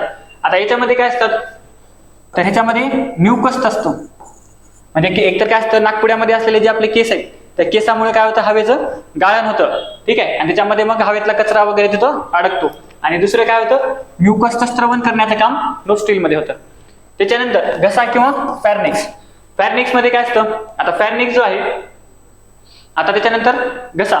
मग घशामध्ये काय होतं, मग म्हणजे नॉस्ट्रिल मधले आलेलं परत रक्त म्हणजे हवा जी आहे ती कुठे जाणार, घशामध्ये जाणार. ठीक आहे, मग घशामधून आलेलं पुढं कंठामध्ये. ठीक आहे, आता घशामध्ये काय काय होतं, ठीक आहे. आता घशामध्ये लक्षात ठेवायचं, इथं काय लक्षात ठेवायचं, इथं काय सांगितलं आपण, म्युकस स्त्रावतो, हवेद्वारे गाळण होतं. आणि याच्यामध्ये मेस्टॅमॉइड लक्षात ठेवायचं. मेस्टॅमॉइड म्हणजे काय, नाकामधले ज्या कास्थी असतात म्हणजे कार्टिलेज असतात त्याला काय म्हणतात, मेस्टॅमॉइड म्हणतात. आणि ह्याच्यामधलं जे म्युकस असतं ते कोण स्त्रावतं, बाउमन्स ग्रंथी, बाउमन्स ग्लँड, जे काय करतात, म्युकस स्त्रावतात. त्याच्यानंतर आता ग्रासनी किंवा घसा. आता घशामध्ये काय असतं बघा, जिथं नाकपुडा, आता हे नाकपुड्या म्हणजे या नॉस्ट्रिल आणि फॅर्निक्स, नाकपुड्या आणि घसा या दोघांच्या मिलापाला काय म्हणतात, कोनी. हे थोडंसं लक्षात ठेवायचं, 2-4 कन्सेप्ट लक्षात ठेवायचं. नाकपुड्या आणि घशाच्या मिलापाला काय म्हणायचं, कोनी. म्हणजे असं इथं लिहितो, या दोघांच्या मिलापाला म्हणायचं कोनी, या दोघांच्या मिलापाला म्हणायचं ग्लॉटिस. ठीक आहे, म्हणजे घसा आणि कंठ या दोघांच्या मिलापाला काय म्हणायचं, ग्लॉटिस म्हणायचं. आता या ग्लॉटिस वरचा जो पडदा आहे त्याला म्हणायचं एपिग्लॉटिस. ठीक आहे, आणि त्याच्यानंतर घसा आणि अन्ननलिकेची जी जोडणी आहे बघा, लक्षात ठेवा. आता हा घसा मेन आहे, या घशामध्ये हवा कुठून येते, नॉस्ट्रिल पासून. ठीक आहे, या दोघांची जोडणी जिथं आहे त्याला म्हणायचं कोनी. ठीक आहे, घसा जो आहे तो अन्ननलिका आणि श्वसन नलिका दोन्हीचा पार्ट आहे. मग घसा आणि कंठ, लॅर्निक्स जिथं जोडतात त्याला काय म्हणायचं, ग्लॉटिस. काय म्हणायचं, ग्लॉटिस. आणि या ग्लॉटिसच्या वर जे आवरण असतं त्याला म्हणायचं इपिग्लॉटिस. ग्लॉटिसच्या वरच्या आवरणाला काय म्हणायचं, इपिग्लॉटिस. इपिग्लॉटिसचं काम काय, की अन्नाला इकडे येऊ द्यायचं नाही, खाल्लेल्या अन्नाला इकडे येऊ द्यायचं नाही. त्याच्यामुळे आपल्याला म्हणजे ठसका बसू देत नाही. म्हणजे आपलं खाल्लेलं अन्न इकडं, कारण दोन्हीचा मार्ग एकच आहे ना, मग त्याच्यामुळं अन्न इकडे येत नाही, म्हणजे आपल्याला ठसका लागत नाही. त्याच्यानंतर घसा आणि आता काय राहिलं, अन्ननलिका, यांच्या जोडणीला काय म्हणायचं, गलेट.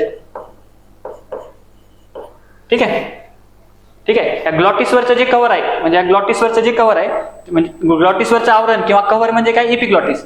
मग इपिग्लॉटिस काय करतं, जे अन्न आलंय त्याला ग्लॉटिसमध्ये जाऊ देत नाही. आणि ग्लॉटिसमध्ये जर गेलं किंवा आपल्या श्वसन नलिकेत आलं तर आपल्याला ठसका लागेल. तर ते ठसका न लागू देण्याचं काम इपिग्लॉटिसचं. हे काय झालं, पहिल्यांदा काय होतं, नॉस्ट्रिलमध्ये आपण बघितलं म्युकस, हवेद्वारे गाळण, मेस्टॅमॉइड आपल्या कार्टिलेजेस आहेत, आणि हे 3-4 पॉईंट बघितले. त्याच्यानंतर घशाच्या जोडण्या बघितल्या. नॉस्ट्रिल सोबतची जोडणी म्हणजे कोनी, घशाची लॅर्निक्स सोबत म्हणजे कंठासोबतची जोडी म्हणजे ग्लॉटिस, घशाची अन्ननलिकेसोबतची जोडी म्हणजे गलेट, आणि ग्लॉटिसच्या वरचं आवरण म्हणजे इपिग्लॉटिस. ठीक आहे. त्याच्यानंतर कंठ काय असतो, आपल्याला काय म्हणतात, साऊंड बॉक्स. हे आपल्या शरीराचा साऊंड बॉक्स असतो. साऊंड बॉक्सचं काम काय आहे, आपला आवाज बनवणं किंवा काय म्हणते त्याला, आवाज म्हणजे पुरुषामध्ये स्त्रियामध्ये आवाज बनवण्याचं काम करतो. पण आता हे लक्षात ठेवायचं की पुरुषांमधला जो काय म्हणते त्याला कंठ जो आहे, लॅर्निक्स जो आहे, तर तो नॅरो नसतो. स्त्रियामधला कंठ जो असतो तो नॅरो असतो आणि पुरुषांमधला थोडासा मोठा असतो. आणि त्याच्यामुळे काय होतं, स्त्रियांच्या आवाजाचा पिच जास्त असतो. त्याच्यामुळे आपण म्हणतो ना थोडासा कर्कश टाईप आवाज येतो, आणि पुरुषांच्या आवाजाचा पिच कमी असतो. ठीक आहे. म्हणजे स्त्रियांचा आवाज थोडा चिरकल्यासारखा येतो. त्याचं कारण काय, तर त्यांचा जो कंठ आहे तो कंठ कसा आहे, नॅरो आहे किंवा त्याच्या छोटा आहे. ठीक आहे. त्याला वोकल कॉर्ड म्हणतो आपण. वोकल कॉर्ड जो आहे तो स्त्रियांचा छोटा आहे, पुरुषांचा मोठा आहे. ठीक आहे. आता याचं मग इथं याचं काम काय, आता आपण कंठ सांगितलं पण इथं काम काय, तर फॅर्निक्स पासून आलेला जो हवा आहे ती पुढं ट्रॅकियाला पाठवायची, श्वसन नलिकेला पाठवायची. बघा नॉस्ट्रिल, फॅर्निक्स, फॅर्निक्स नंतर लॅर्निक्स म्हणजे कंठ. आता कंठापासून कुठं जायचं, ट्रॅकिया. ट्रॅकिया म्हणजे काय, श्वसन नलिका. श्वसन नलिका काय करणार, पुढं हवा पाठवणार. त्याच्यानंतर या श्वसन नलिकेचं डिव्हिजन कशामध्ये होणार, त्याच्यानंतर ब्रॉन्कायमध्ये होणार. श्वसन नलिकेचे हे जे दोन भाग आहेत हे काय होणार, ब्रॉन्कायमध्ये यांचं डिव्हिजन होणार. मग हे राईट हे ब्रॉन्कायमध्ये डिव्हिजन होणार. त्याच्यानंतर याचं परत डिव्हिजन, आणखीन पुढचं डिव्हिजन काय असणार, ब्रॉन्किओल मध्ये होणार. ठीक आहे, श्वसनिका. आणि मग शेवटी वायुकोश. त्यातले हे जे ब्रॉन्किओल आणि वायुकोश आहेत हे कुठे आहेत, लंग्स मध्ये. ठीक आहे, लंग्स मध्ये हे असतात. ठीक आहे, एवढं लक्षात ठेवायचं. पहिल्यांदा काय, मी असं NPL लक्षात ठेवायचं, नॉस्ट्रिल, फॅर्निक्स, लॅर्निक्स. त्याच्यानंतर ट्रॅकिया. ट्रॅकियाचे दोन म्हणजे तुकडे पुढे काय होणार, ब्रॉन्कायमध्ये. ब्रॉन्कियाचे काय होणार, ब्रॉन्किओल मध्ये. आणि शेवटी हे कुठे जाणार, लंग्स मध्ये. मग लंग्स मध्ये काय होणार, परत त्या ब्रॉन्किओल असणार आणि सगळ्यात शेवटी काय असणार, अल्व्हिओलस. अल्व्हिओलस काय आहे, structural and functional unit of lungs. म्हणजे लंग्सचं सगळ्यात मेन रचनात्मक आणि कार्यात्मक घटक काय असणार, अल्व्हिओलस असणार. ठीक आहे. तर अल्व्हिओलस मध्ये काय होणार, डिफ्युजनचं काम होणार.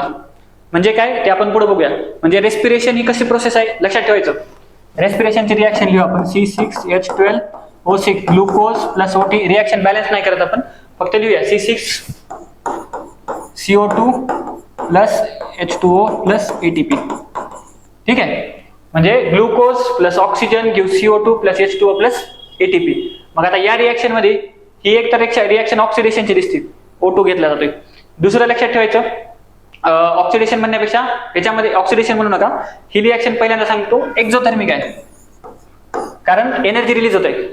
ठीक आहे, म्हणून लक्षात ठेवायचं रेस्पिरेशन इज एक्झोथर्मिक प्रोसेस. त्याच्यामध्ये एनर्जी रिलीज होत आहे, एनर्जी तयार होत आहे. ठीक आहे, तर ती काय झालं, एक्झोथर्मिक प्रोसेस. आणि रेस्पिरेशन हे काय असतं, डिफ्युजन असतं. म्हणजे डिफ्युजनचं उदाहरण आहे. डिफ्युजन म्हणजे काय, गॅसेसचं जास्त कॉन्सन्ट्रेशन कडून कमी कॉन्सन्ट्रेशन कडे जाणं म्हणजे डिफ्युजन. हे पुढे सांगतो मी कसं काय ते डिफ्युजन आणि कसं होतं. आता फुफ्फुस आपण बघितलं खाली, फुफ्फुस पण झालं. फुफ्फुसामध्ये दोन घटक आहेत. एक आहे जे आपली जी ही आली होती, काय म्हणजे त्याला श्वसनी आली होती किंवा ब्रॉन्की आली होती. त्या ब्रॉन्कायचे परत फुफ्फुसामध्ये गेल्यानंतर आणखीन त्याला फाटे फुटतात, त्याला काय म्हणायचं, ब्रॉन्किओल म्हणायचं. आणि त्याचे परत आणखीन शेवटचा घटक तो असतो अल्व्हिओलस. म्हणजे फुफ्फुसामध्ये काय दोन घटक आहेत, एक असतं ब्रॉन्किओल, श्वसनीचे जे परत फांद्या पडल्यात त्याला म्हणायचं श्वसनिका म्हणायचं. ह्या सर्वात लहान फांद्या आहेत किंवा सर्वात ब्रॉन्काईचं सगळ्यात छोटं तुकडा किंवा सगळ्यात छोटी फांदी म्हणजे श्वसनिका. आणि मग श्वसनिकांच्या पण शेवटी एक फुग्यासारखे जे असतात त्याला म्हणायचं अल्व्हिओलस किंवा वायुकोश म्हणायचं. आणि वायुकोश हे प्रश्न विचारतात, डॅश डॅश हा फुफ्फुसाचा कार्यात्मक आणि रचनात्मक घटक आहे, काय, वायुकोश. ठीक आहे. तर हे सगळे काम सांगितलं आहे, नॉस्ट्रेल, फॅर्निक्स, ट्रॅकिया, लंग्स, हे डायफ्राम सांगितलं आपण. रिब्स म्हणजे काय, तर ते बरगड्याचा पिंजरा जो आपण म्हणतो त्याला रिब्स म्हणायचं. त्याचं काम काय, लंग्सला प्रोटेक्ट करणं. ठीक आहे. त्याच्यानंतर आता वायुकोशाद्वारे वायूची देवाणघेवाण. आता ऍक्च्युअल ट्रान्सपोर्ट ऑफ गॅसेस म्हणजे काय, लंग्स मध्ये काम काय आहे, O2 घेणं, शरीरामध्ये आले नाकाद्वारे आलेला O2 शरीरभर पोहोचवायचं. मग ते O2 आणि शरीरातला CO2 जो आहे तो बाहेर काढायचे. मग ह्याची देवाणघेवाण कुठं होते, ह्या O2 आणि CO2 ची देवाणघेवाण कुठे होते, तर फुफ्फुसामधल्या अल्व्हिओलस मध्ये होते. ठीक आहे. तर आता बघा, जेव्हा आपण श्वास आत घेतो आणि बाहेर सोडतो तेव्हा वायूची देवाणघेवाण होते. तर आता बघा, इनहेलेशन सांगितलं आपण आणि एक्सेलेशन सांगितलं. आता ही जी देवाणघेवाण आहे ही डिफ्युजन प्रोसेसने होते, म्हणून आपण रेस्पिरेशनला काय म्हणलो, डिफ्युजनचं एक्झाम्पल आहे असं म्हणलं. हे आपण सांगितलं, एक्झेलेशन आणि इनहेलेशन सांगितलेलं आहे. तर आपण पुढे बघू. हा, आता ट्रान्सपोर्ट ऑफ गॅसेस. आता वायूची जी देवाणघेवाण आहे त्याच्यामध्ये दोन महत्वाचे वायू, एक आहे O2, दुसरा आहे CO2. आता O2 ला लक्षात ठेवायचं, शरीरातला 97% O2 जो आहे तो RBC द्वारे शरीरभर ट्रान्सपोर्ट केला जातो. म्हणजे 97% O2 कशाद्वारे ट्रान्सपोर्ट केला जातो, RBC द्वारे. आणि त्याला काय म्हणायचं, ऑक्सिहिमोग्लोबिन. म्हणजे ऑक्सिहिमोग्लोबिन द्वारे, हिमोग्लोबिन त्याला जोडलाय O2, त्याला काय म्हणायचं, ऑक्सिहिमोग्लोबिन. म्हणजे 97% O2 कसा ट्रान्सपोर्ट केला जातो, ऑक्सिहिमोग्लोबिनच्या स्वरूपात. आणि उरलेला 3% जो आहे तो कशामध्ये असतो, प्लाझ्मामध्ये डिझॉल्व स्टेट म्हणजे प्लाझ्मामध्ये त्याला विरघळून तो ट्रान्सपोर्ट होतो. तर आता हे झालं O2चं. CO2चं काय आहे, CO ला काय म्हणायचं, आरबीसीच्या स्वरूपात किती जातो 20 to 25, म्हणजे आरबीसीच्या स्वरूपात किती जातो 20 to 25, त्याला काय म्हणायचं कार्बॉक्सी हिमोग्लोबिन. आरबीसी म्हणजे परत हिमोग्लोबिन, मग हिमोग्लोबिन सोबतचा CO2 त्याला काय म्हणायचं कार्बॉक्सी हिमोग्लोबिन. त्याच्या स्वरूपात किती 20 to 25%. आणि 70% कसा जातो बायकार्बोनेटच्या स्वरूपात, हे लक्षात ठेवायचं. ठीक आहे. आणि 7% जो असतो तो बाकी प्लाझ्मामध्ये डिव्हॉल्व करून म्हणजे प्लाझ्मामध्ये डिझॉल्व्ह होऊन किंवा विरघळून जातो. आता ह्याच्यातला हा जो 70% आहे तो कसा जातोय बायकार्बोनेटच्या स्वरूपात जातोय. बायकार्बोनेट म्हणजे काय, बेसिस आहेत ना, HCO3- ते बेस आहेत आणि म्हणून रक्त कसं आहे बेसिक आहे. म्हणजे काय लक्षात ठेवायचं, रक्त बेसिक असण्याचं कारण काय, कारण त्याच्यामधला बायकार्बोनेट घटक. ठीक आहे. आता आपण डिफ्युजन बघूया. आता हे लक्षात घ्या, हे काय आहे अल्व्हिओलस, ही काय आहे अल्व्हिओलस, आणि ही काय आहे आपली लंग म्हणजे काय म्हणतात ते आपली ब्लड वेसल म्हणा किंवा कॅपिलरी म्हणा, ब्लड वेसल मधली पण कॅपिलरी आहे. आता कॅपिलरी आणि अल्व्हिओलस मध्ये काय होतं जेव्हा ते इंटरॅक्ट करतात. डिफ्युजन म्हणजे काय असतं सांगितलं. डिफ्युजन म्हणजे काय, डिफ्युजन म्हणजे काय, एखादी गोष्ट म्हणजे एखादा पदार्थ किंवा एखादा गॅस पदार्थ नाही, गॅस म्हणूया, एखादा गॅस हाय कॉन्सन्ट्रेशन कडून लो कॉन्सन्ट्रेशन कडे जाणं म्हणजे डिफ्युजन. ठीक आहे. आता बघा ह्या अल्व्हिओलस मध्ये आणि इथं आता आपली जी काय म्हणतात ही कॅपिलरी आहे, कॅपिलरी मध्ये काय इथं CO2 कसा आहे जास्त प्रमाणात आहे, म्हणजे शरीरामधला CO2 जास्त प्रमाणात आहे ना, आणि हवेमध्ये CO2चं प्रमाण कसं आहे ऑक्सिजन पेक्षा खूप कमी आहे. ठीक आहे. म्हणजे हवेमध्ये CO2चं प्रमाण कमी आहे आणि शरीरातल्या जी आपली अल्व्हिओलस लंग्स कडे आलेली आहे, लंग्स कडे कशासाठी येतं रक्त शुद्धीकरणासाठी. मग शुद्ध म्हणजे करण्यासाठी येतं म्हणजे ते अशुद्ध आहे, अशुद्ध आहे म्हणजे त्यामध्ये CO2 जास्त आहे. मग CO2 इकडे जास्त आहे आणि अल्व्हिओलस मध्ये कमी आहे, म्हणून इकडून अल्व्हिओलस मध्ये काय जाईल CO2 जाईल. आणि इकडे काय आहे O2चं प्रमाण कमी आहे आणि हवेत O2चं प्रमाण कसं आहे जास्त आहे, मग O2 काय होईल इकडे येईल. म्हणून O2 काय होईल झाला आता हवेतला O2 कॅपिलरी मध्ये गेला आणि कॅपिलरी मार्फत शरीरभर गेला आणि शरीरातला CO2 अल्व्हिओलस मध्ये गेला आणि तो बाहेर फेकला गेला. ठीक आहे. ह्याला म्हणायचं डिफ्युजन, म्हणून ते काय आहे डिफ्युजनचं एक्झाम्पल. ठीक आहे. आता हे फक्त फॅक्ट दिलेले आहेत, लंग व्हॉल्यूम आणि लंग व्हॉल्यूम्स आणि त्याच्या कॅपॅसिटीज. ठीक आहे. आता हे बेसिकली पाठ करायचं. ठीक आहे. पाठ करण्यासाठी आहे आयोग विचारू शकतो. टायडल व्हॉल्यूम म्हणजे काय, एका सिंगल ब्रेथ म्हणजे एका सिंगल श्वासामध्ये आपल्या शरीरात आलेली किंवा गेलेली हवा किती आहे, तर त्याचं व्हॅल्यू असते 500 ml हवा आत म्हणजे येऊ शकते किंवा जाऊ शकते, तर त्याला म्हणायचं टायडल व्हॉल्यूम.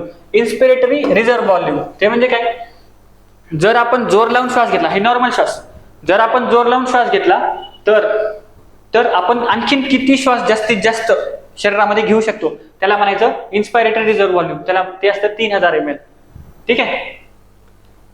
आता त्याच्यानंतर एक्सपायरेटरी रिझर्व्ह व्हॉल्यूम म्हणजे काय, आपण जोर लावून किती श्वास जास्तीत जास्त बाहेर टाकू शकतो त्याला म्हणायचं एक्सपायरेटरी रिझर्व्ह व्हॉल्यूम, म्हणजे नॉर्मल पेक्षा किती जास्त टाकू शकतो तर ते 1000 ml.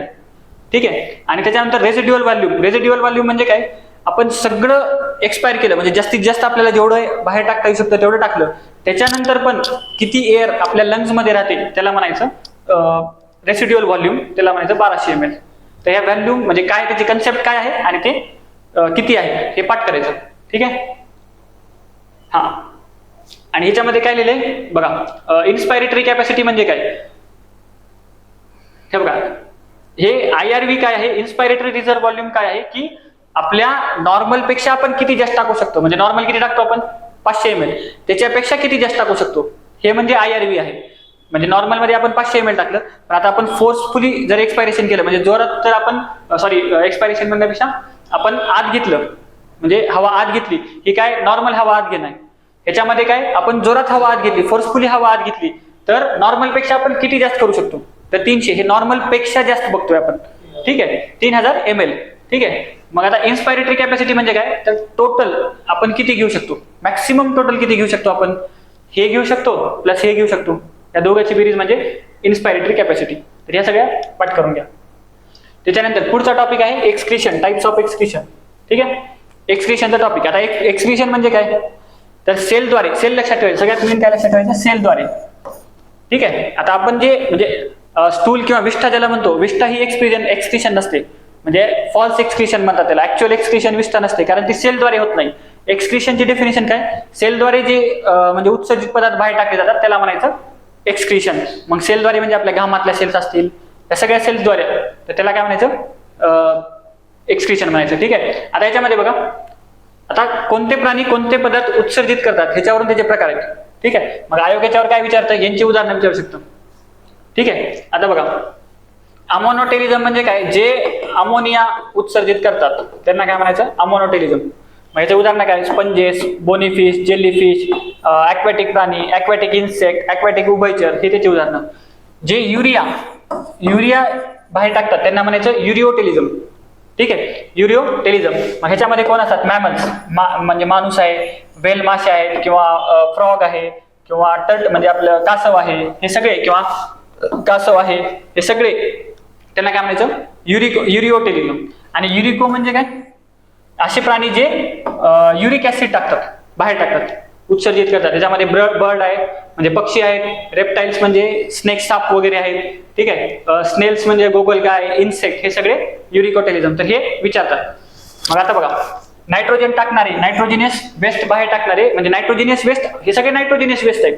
म्हणजे युरिया, युरिक ऍसिड, अमोनिया सगळे नायट्रोजिनियस पदार्थ आहेत. मग ते अमोनियाच्या स्वरूपात टाकत असेल तर त्याला अमोनोटेलिझम म्हणायचं. मग अमोनोटेलिझम कुठं बनतात, लिव्हरमध्ये. अमोनिया कुठं बनतो, लिव्हरमध्ये. ठीक आहे. त्याच्यानंतर ह्याच्यामध्ये काय असतात, एनर्जी कमी लागते, म्हणजे हे बाहेर टाकण्यासाठी एनर्जी कमी लागते. हे टॉक्सिक जास्त असतात. पण हे अमोनियावाले जे पदार्थ असतात, हे जे उत्सर्जित पदार्थ आहेत, हे एकदम टॉक्सिक असतात. ठीक आहे. आणि हे पाण्यामध्ये खूप जास्त विरघळतात. 1 ग्रॅम अमोनिया बाहेर टाकण्यासाठी 500 ml पाणी लागतं. ठीक आहे. त्याच्यानंतर युरिओटेलिझम म्हणजे काय असणार, याच्यामध्ये युरिया बाहेर टाकणारे. ठीक आहे. मग ह्याच्यामध्ये लक्षात ठेवायचं, युरियाचा फॉर्म हे लक्षात ठेवा, आयोग कधीतरी विचारेल. NH2CO हा युरियाचा फॉर्म्युला आहे. ठीक आहे. इथं नाही तर कुठेतरी विचारेल. मग युरिया बनण्यासाठी कुठं बनतो युरिया, लिव्हरमध्ये. आणि त्यासाठी कुठलं सायकल असतं, ऑर्निथिन सायकल, हे लक्षात ठेवायचं. शरीरामध्ये युरिया बनण्याच्या सायकलला काय म्हणतात, ऑर्निथिन सायकल. आणि तसंच युरिक ऍसिड बनण्याच्या सायकलला काय म्हणतात, आयनोसोनिक पाथवे किंवा आयनोसोनिक. आणि तिन्ही पण लिव्हरमध्ये बनतात. ठीक आहे. मग हे टाकण्यासाठी थोडी जास्त एनर्जी लागते बाहेर टाकण्यासाठी. हे कमी टॉक्सिक आहे आणि पाण्यामध्ये चांगलं सॉल्युबल आहे. त्याच्यानंतर ह्याचं लक्षात ठेवायचं, 1 ग्रॅम बाहेर टाकण्यासाठी 50 ml पाणी लागतं.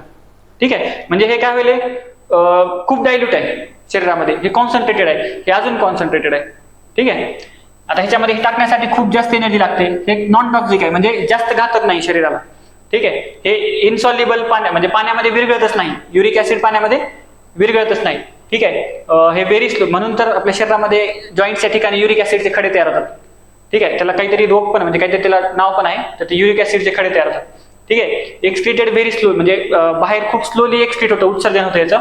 आणि 1 ग्रॅम बाहेर टाकण्यासाठी 10 ml वॉटर लागतं. ठीक आहे. म्हणजे हे कसं आहे, हे डायल्यूट आहे. ह्याचं म्हणजे जेव्हा अमोनिया बाहेर टाकतो ते खूप डायल्यूट युरिन असतं, कारण त्याच्यामध्ये पाण्याचं प्रमाण खूप जास्त आहे. हे अजून कॉन्सन्ट्रेटेड आहे.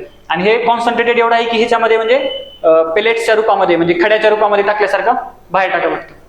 ठीक आहे. आणि आणखीन दुसरे काय असतात, ग्वानिन पण असतात. म्हणजे कोळी, विंचू अशा अष्टपाद प्राण्यामध्ये ग्वानिन पण एक क्रिटरी पदार्थ आहे. आणि बाकी जर म्हटलं तर क्रिएटिनिन, असे वेगवेगळे पदार्थ आहेत. ठीक आहे.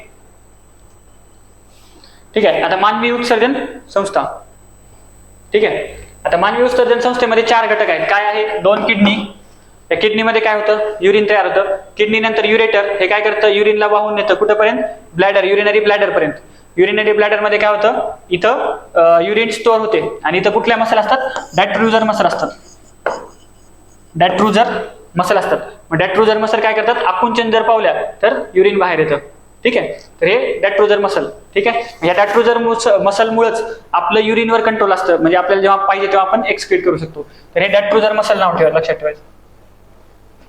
ठीक आहे. आता किडनी बद्दल काय माहिती आहे, ऍब्डोमेनच्या पाठीच्या बाजू, म्हणजे आपली जे उदर आहे किंवा ऍब्डोमन आहे त्याच्या मागच्या बाजूला असतं. ठीक आहे. आणि पेरिटोनियम नावाच्या उदरवेष्टानं वेढलेलं असतं. आणि ती कशा असतं, घेवड्याच्या बिया अशा आकाराची किडनी असतं. लांबी सांगितली इथं. आणि वृक्क हे फक्त समोरच्या बाजूने, हे लक्षात ठेवायचं, फक्त समोरच्या बाजूने पेरिटोनियम उदरवेष्टाने व्यापलेलं असतं. ठीक आहे. आणि म्हणून वृक्क हे पेरिटोनियमच्या पाठीमागे असते असे म्हणतात. परत वृक्क हे कसं आहे, अंतर्वक्र आहे, असं आहे, अंतर्वक्र आहे. आणि ह्याच्यामध्ये आत खड्डा असल्यासारखा असतो. हा खड्डा असल्यासारखा आहे ना, आणि या खड्ड्यालाच काय म्हणतात, हायलम असं म्हणतात. हे एक लक्षात ठेवायचं. किडनीच्या म्हणजे किडनीच्या मध्ये काय हायलम असल्यासारखं असतं. परत दुसरं लक्षात ठेवायचं रिनल आर्टरी. रिनल आर्टरी म्हणजे काय, किडनीला रक्त पुरवठा करणारी आर्टरी, म्हणजे हर्ट करून किडनीकडे रक्त घेऊन येणारी आर्टरी कुठली, रिनल आर्टरी. त्याच्यानंतर किडनीच्या वरचं जे कव्हर आहे त्याला काय म्हणायचं, कॉर्टेक्स. म्हणजे वरचं जे आवरण आहे बाह्य आवरण त्याला काय म्हणायचं, कॉर्टेक्स. आणि जे मधलं आवरण आहे त्याला काय म्हणायचं, मेडुला. ठीक आहे. बाकी रिनल वेन म्हणजे काय, किडनीकडून रक्त नेणारे काय, रिनल. फक्त रिनल शब्द लक्षात ठेवायचं किडनीसाठी. ठीक आहे. युरेटर. आता हे बघा, युरेटर म्हणजे काय, किडनीमध्ये युरिन बनली, ती युरिन नेण्यासाठी काय, युरिनरी ब्लॅडर नेण्यासाठी युरेटर आहे, म्हणजे मूत्रवाहिनी. ठीक आहे. हे झालं किडनीची रचना. आता नेफ्रॉन. नेफ्रॉन म्हणजे काय, हे किडनीचं सगळ्यात शेवटचं जे हे आहे म्हणजे फंक्शनल युनिट त्याला काय म्हणायचं, नेफ्रॉन. नेफ्रॉन मध्ये काय 5 पार्ट आहेत, Bowman's capsule, glomerulus, PCT, loop of Henle आणि डीसीटी. आता इथं बघा हे आहे नेफ्रॉन. नेफ्रॉन मध्ये काय, हे बोहमन्स कॅप्सूल, हे ग्लोमेरुलस, त्याच्यानंतर काय आहे पीसीटी म्हणजे प्रॉक्सिमल कॉन्व्होल्युटेड ट्यूब. त्याच्यानंतर loop of Henle. Loop of Henle मध्ये 2 म्हणजे लिंब आहेत, एक आहे असेंडिंग म्हणजे वर चढणारा, डिसेंडिंग म्हणजे खाली येणारा, आणि त्याच्यानंतर डिस्टल कॉन्व्होल्युटेड ट्यूब. आणि हे काय आहे कलेक्टिंग डक्ट, म्हणजे ह्याच्यामध्ये काय असतं, युरिन कलेक्ट होतं. आता कसं होतं आपण बघूया, युरिन बनतं कसं. ठीक आहे.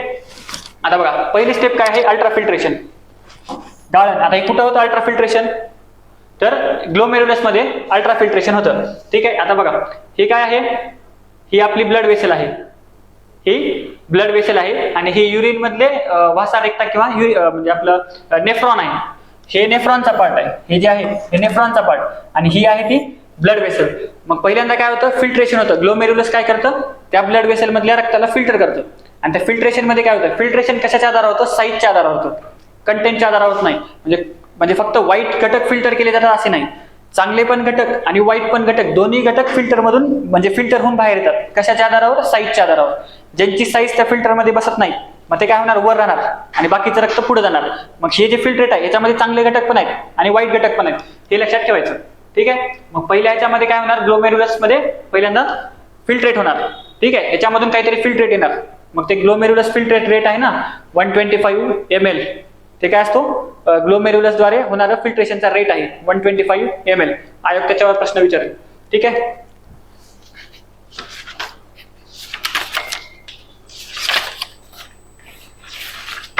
ठीक आहे. आता याच्यामध्ये बघा ग्लोमेरुलस फिल्ट्रेट रेट मध्ये कुठले कुठले पदार्थ गाळले जातात, म्हणजे कुठले कुठले पदार्थ बाहेर सेपरेट होतात गाळलेले. तर पाणी आहे, युरिया आहे, ग्लुकोज आहे, अमिनो ऍसिड आहे, Na+, H+, K+, हे सगळे पदार्थ म्हणजे काय होतात, हे पदार्थ बाहेरून सेपरेट होऊन इकडे येतात. कुठे आले हे, म्हणजे रक्तामधले हे सगळे पदार्थ कुठे आले, आता नेफ्रॉनच्या तिकडे आले. ठीक आहे. या साईडला आले. म्हणजे इथे 2 गोष्टी आहेत, नेफ्रॉन आणि ब्लड म्हणजे तुमची आपली रक्तवाहिनी. हे रक्तवाहिनीच्या बाहेर आले. आणि मग काय रक्तवाहिनीच्या बाहेर आलं नाही, आरबीसी, डब्ल्यूबीसी, प्लेटलेट्स आपण बघितलं होतं ओपन आणि क्लोज मध्ये. क्लोज मध्ये काय असतं, रक्त वेसलच्या बाहेर येत नाही, फक्त रक्तातले घटक बाहेर येतात. मग इथं काय झालं, रक्तातले घटक बाहेर आले. आणि इथं काय असतं, ग्लोमेरुलस फिल्ट्रेट रेट, याला काय म्हणायचं, एका मिनिटाला ग्लोमेरुलस द्वारे किती गाळण होतं, म्हणजे फिल्टर किती होऊन बाहेर येतं, तर 125 ml फिल्टर होऊन बाहेर येतं, त्याला म्हणायचं ग्लोमेरुलस फिल्ट्रेट रेट 125 ml. ठीक आहे. त्याच्यानंतर म्हणजे हे नेफ्रॉन झालं. मग नेफ्रॉन नंतर काय होतं, हा पहिल्यांदा काय झालं, बोहमन्स कॅप्सूल आणि ग्लोमेरुलस झालं. आता इथून हे कुठं जातं, पीसीटी मध्ये जातं.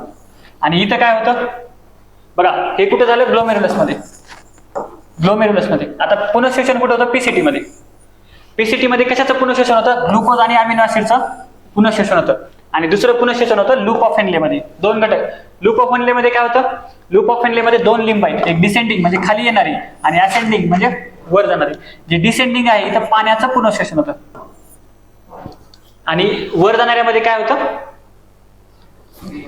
इथं काय होणार, Na+ पुनःश्वसन होणार.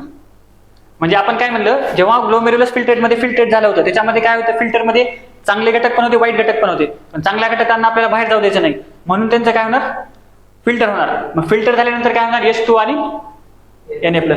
आणि रक्तामध्ये काय होतं बघा, फिल्ट्रेट मध्ये पण चांगले घटक वाईट घटक होते, आणि जे रक्त होतं त्याच्यामध्ये काही घटक असे होते जे त्या फिल्टर मधून पास झाले पण वाईट घटक आहेत. मग त्या वाईट घटकांना आपल्याला बाहेर टाकायचंय. म्हणजे फिल्टर, आता हे समजा अशी चाळणी आहे, या चाळणीमध्ये आपण काहीतरी फिल्ट्रेट केलं म्हणजे वर राहिले ना, फिल्टर केलेले घटक वर राहिले. ह्याच्यामध्ये पण चांगले घटक आहेत, ह्याच्यामध्ये पण चांगले घटक आहेत आणि वाईट पण आहेत. ठीक आहे. आणि इथं पण चांगले घटक आहेत आणि व्हाईट पण आहे. ठीक आहे, मग हे रक्त आहे, मग या रक्तात हे रक्त आहे आणि हे फिल्टर आहे.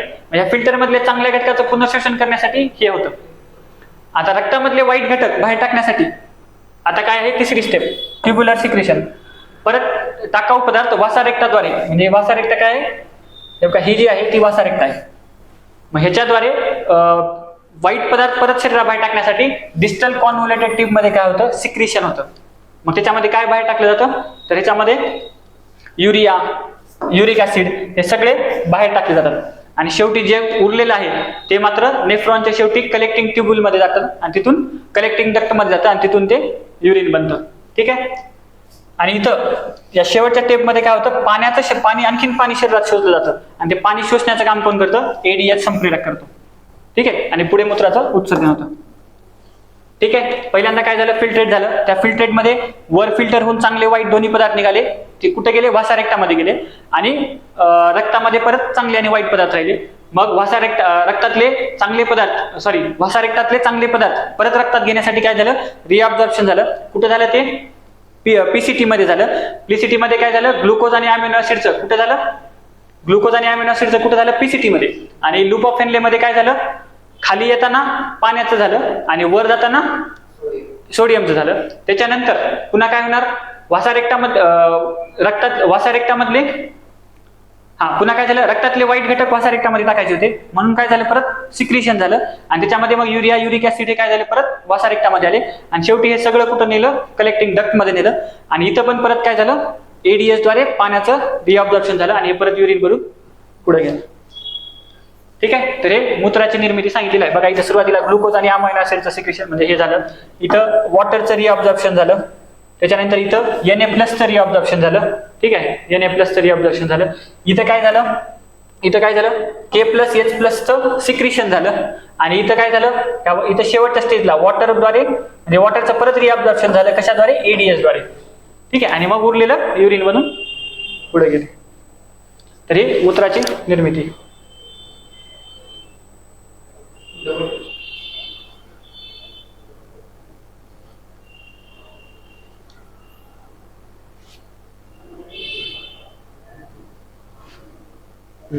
तर आता ह्युमन युरिन, तर ह्युमन युरिनचे कंपोनंट काय, ह्युमन युरिन मध्ये काय असतं, 95% वॉटर आहे, 9.3% युरिया आहे आणि बाकी छोटे छोटे घटक आहेत. मग सोडियम आहे, पोटॅशियम आहे, क्लोराईड आहे, पेप्टाइड्स, प्रोटीन्स असे इनऑर्गॅनिक कंपोनंट्स आहेत. सांगायचा मुद्दा काय, तर 95% पाणी आहे.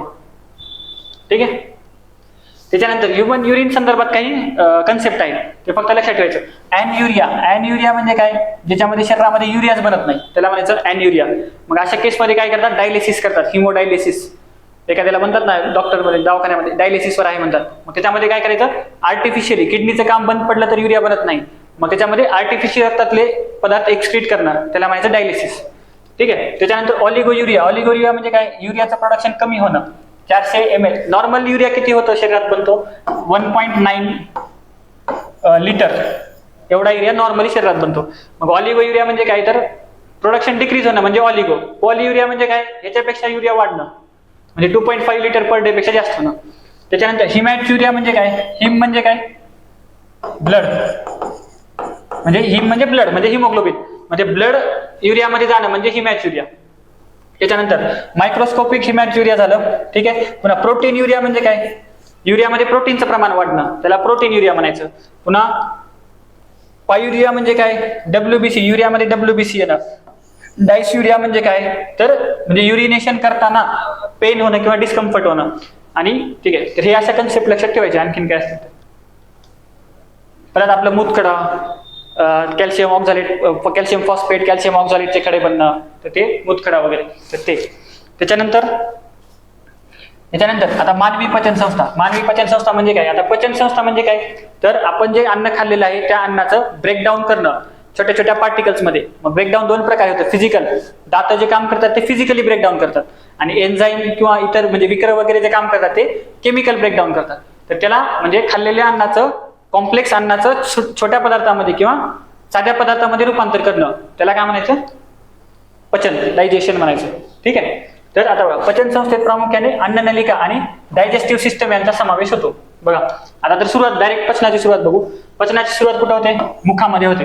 मुखामध्ये दोन प्रकारे पचन होतं, एक असतं फिजिकल ब्रेकडाऊन आणि असतं दुसरं केमिकल ब्रेकडाऊन. फिजिकल ब्रेकडाऊन कोण करतं? दात. दात काय करतात? अन्नाचे मोठे घास किंवा मोठे कण त्यांना तुकडा करून छोटं करतात. ठीक आहे. आणि बाकी मग काय असतात? सॅलिव्हरी ग्लँड मधले जे आपले सलाइव्हा वगैरे असतो त्याच्यामध्ये जे एन्झाईम आहे ते एन्झाईम काय करतात? त्याचं केमिकल ब्रेकडाऊन करतात. ठीक आहे. आता दात. आता ह्युमन्स मध्ये दात किती असतात? प्रौढामध्ये एकूण 32 प्लस आपले दुधाचे 20 बरोबर टोटल आपल्या आयुष्यामध्ये 52 दात असतात. तर ती प्रौढामधले 32. त्याच्यामध्ये पट्टाशीचे दात किती असतात? 8 पट्टाशीचे दात असतात. त्याला म्हणायचं इन्सिजर किंवा ठीक आहे इन्सिजर. त्याच्यानंतर बघा ICPM लक्षात ठेवायचं. ICPM इन्सिजर, कॅनाइन म्हणजे सुळे, प्रीमोलार म्हणजे मोलारच्या अगोदरचे आणि मोलार. ठीक आहे. तर असं ICPM. ठीक आहे. मोलार, प्रीमोलार, कॅनाइन आणि इन्सिजर. आणि यांचा सिक्वेन्स काय? आय किती असतात? 21-23 हे लक्षात ठेवायचं. 21-23. ठीक आहे. बघा आता दाढा किती असतात? एका संचात 6. मग पूर्ण मुखात किती? ह्याला इंटू 4 केलं. हे कुठले दिलेत? एका साईडचे दिलेत. म्हणजे आता बघा वर काय आहे? वर इन्सिजर किती आहेत? 2 आहेत. पण वर आपले 2 संच आहेत ना, 2 × 2 4 झाले वरचे. आणि खाली काय? 2 × 2 4 म्हणजे 8 इन्सिजर आहेत. पट्टाशीचे दात किती आहेत? 8 आहेत. हे वरचे एका साईडचे दिलेत, हे वरचे एका साईडचे आणि हे खालचे एका साईडचे दिलेत. मग याला दुप्पट केलं तर तुम्हाला टोटल वरचे भेटतील आणि याची दुप्पट केलं तर टोटल खालचे भेटतील आणि दोन्ही ऍड केले तर टोटल भेटतील. म्हणजे आता बघा आय किती आहे? 21-23. आता सी कॅनाइन वर एका साईडला किती आहेत? 1 म्हणजे सुळे, 2 साईडचे मिळून 2, खाली 2 साईडचे मिळून 2. मग दोन्ही साईडचे टोटल मिळून किती झाले? 4. म्हणजे शरीरात सुळे किती आहेत आता? 4 आहेत पूर्ण मुखात. ठीक आहे. त्याच्यानंतर प्रीमोलार किती आहेत? वर 2 म्हणजे वरच्या दोन्ही साईडला मिळून 2 × 2 4. तसंच खाली एका संचात 2 म्हणजे दोन्ही साईडचे मिळून 4, टोटल 8. मग हे 3 आणि 3 बघा मोलार किती आहेत? वर 3, 3 2 6, 3 2 6, 6 6 12. आता बघा 12, 8 20, 4 24 आणि 8 32 असे टोटल 32 जातं. ठीक आहे. ICPM सूत्र लक्षात ठेवायचं. आता काय लक्षात ठेवायचं की आपल्या दाताबद्दल 3 गोष्टी लक्षात ठेवायच्या. आपले दात कसे आहेत? थेकोडंट आहेत. थेकोडोंट म्हणजे काय? जबड्यामध्ये धसलेले आहेत. ठीक आहे. थेकोडंट. डायफायडंट म्हणजे काय?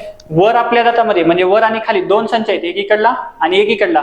जसे इकडे आहेत तसेच सेम इकडे आहेत. म्हणजे आपल्या मिरर आरशातली इमेज असल्यासारखं इकडे जसे आहेत तसेच इकडे आहेत. म्हणजे 2 संच आहेत डायफायडंट. आणि हिटेरोडंट म्हणजे काय? तर एका संचातले म्हणजे या 2 संचातले जे दात आहेत एका संचातले सगळे दात सेम आहेत का? नाहीत.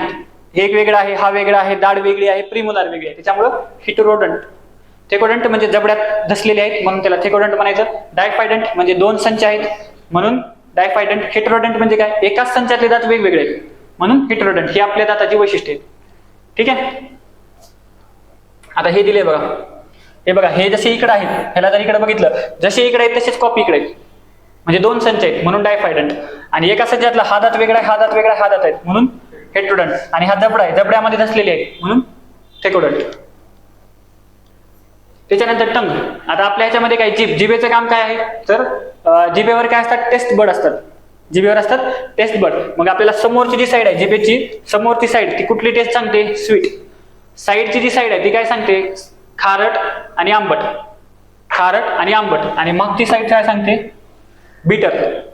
बिटर म्हणजे कडू. ही कडू सांगते, समोर गोड सांगते आणि साईडला सॉल्टी म्हणजे खारट आणि आंबट अशा चव सांगतात. हे सगळे चव सांगणारे काय असतात? ट्वेस्ट बड असतात. ठीक आहे. आता मुखामध्ये दातांनी काय केलं? Physical breakdown. आता मुखामध्ये काय होतं? म्हणजे पचनाची सुरुवात मुखातच होती. आता मुखामध्ये केमिकल ब्रेकडाऊन किंवा रासायनिक त्याचं पचन जे असतं तर ते कसं होतं? तर आपल्या लाळ उत्पादक ग्रंथीमध्ये म्हणजे सलाइव्हरी ग्लँड काय करतात? सलाइव्हा सिक्रेट करतात. त्याच्यामुळे अन्न काय होतं? ओलसर होतं. अन्न ओलसर होतं. प्लस त्याच्यामधले जे एन्झाईम आहेत ते काय करतात? मग लाळेमध्ये कुठलं विकर आहे? एन्झाईम कुठला आहे? अमायलेज किंवा टायलिन. हे काय करतं? स्टार्च हा कसा आहे? जटिल पदार्थ आहे. त्याचं रूपांतर माल्टोज ह्या साध्या शर्करेमध्ये करतं. हे पॉलिसॅक्राइडचं रूपांतर मोनोसॅक्राइड, कॉम्प्लेक्सचं रूपांतर साध्यामध्ये करतं. ठीक आहे. त्यामध्ये लाळ उत्पादक ग्रंथीच्या 4 जोड्या आहेत. आपल्या शरीरामध्ये 4 आहेत. ठीक आहे. म्हणजे सस्तन प्राण्यामध्ये 4 असतात. सस्तन प्राण्यामध्ये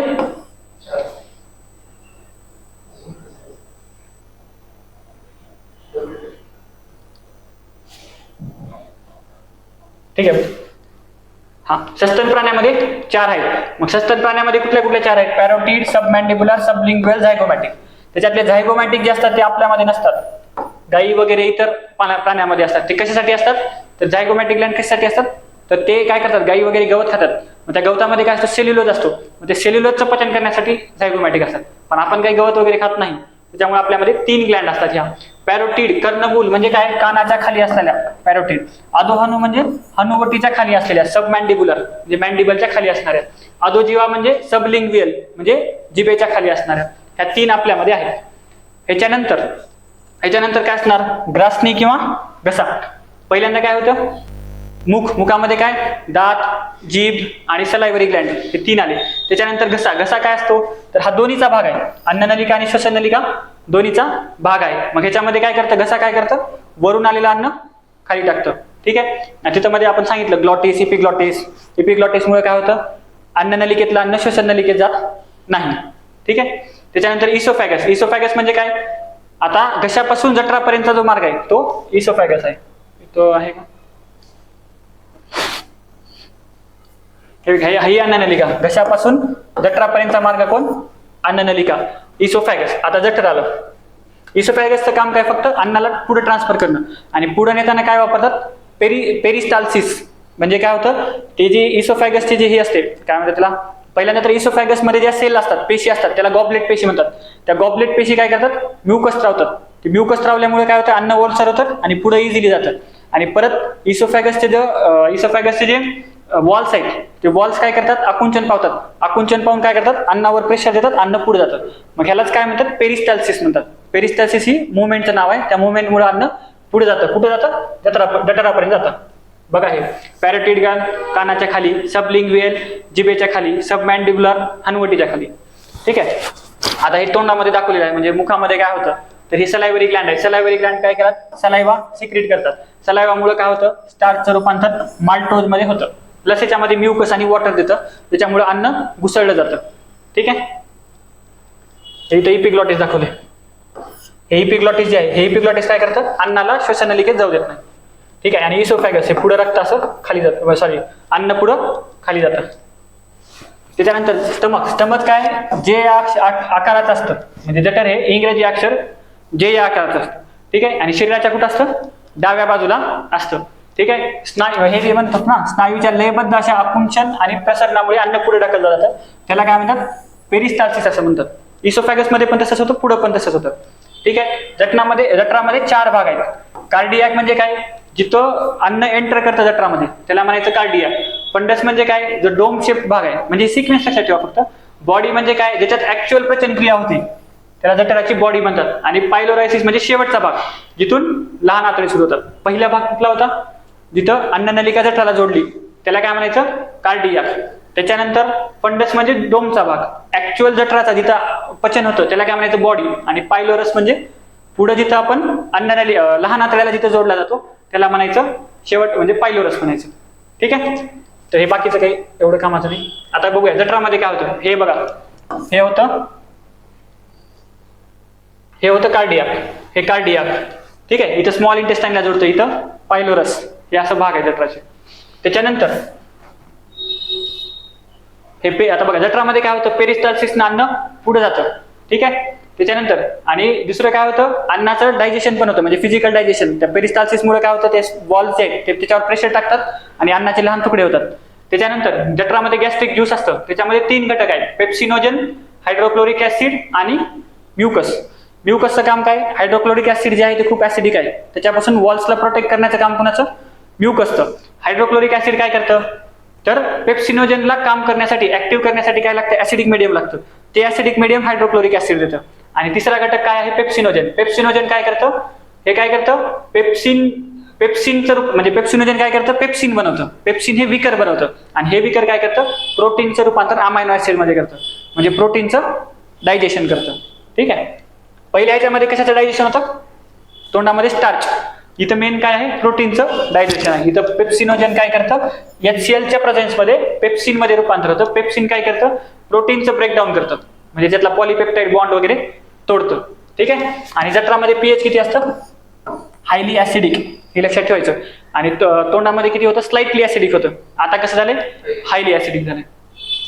त्याच्यानंतर आता स्मॉल इंटेस्टाईन मध्ये 3 घटक आहेत, ड्युओडिनम, इलियम, जेजुनम.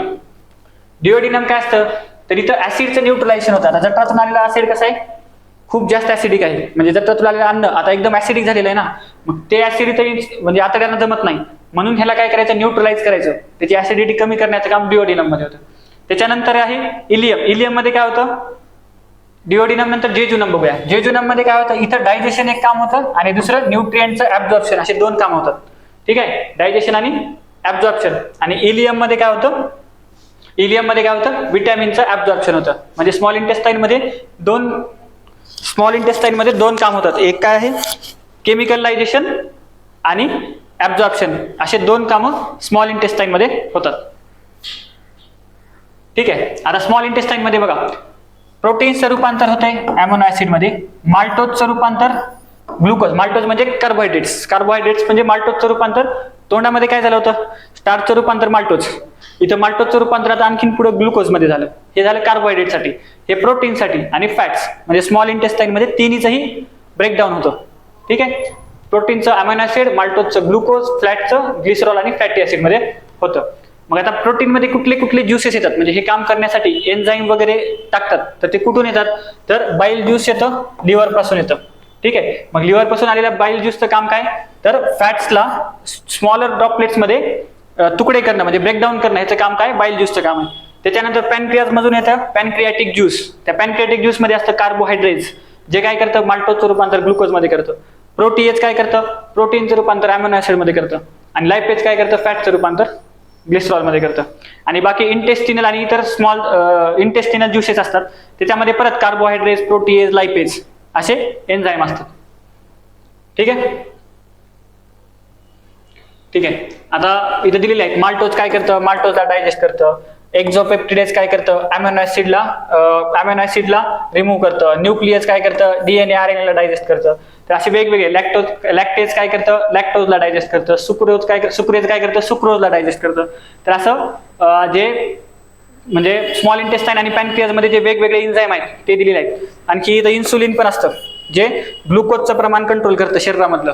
ठीक आहे, ते पॅनक्रियाज मधून येतं. ठीक आहे, तर असे लक्षात ठेवायचं. अमायलेज आहे स्टार्चला माल्टोज मध्ये, हे एन्झाईम महत्वाचे आहेत, कोण काय करतं. त्याच्यानंतर या डायग्राम मध्ये फक्त एवढंच महत्वाचं आहे, हे विलाय असतात. स्मॉल इंटेस्टाईनचे जे वॉल्स असतात त्याच्यामध्ये विलाय असतात, आणि या विलायचं काम काय आहे, ऍब्झॉर्प्शन करणं. स्मॉल इंटेस्टाईन मधलं जे ऍब्झॉर्प्शनचं काम आहे ते कुणाच्या मार्फत होतं, विलायच्या माध्यमातून.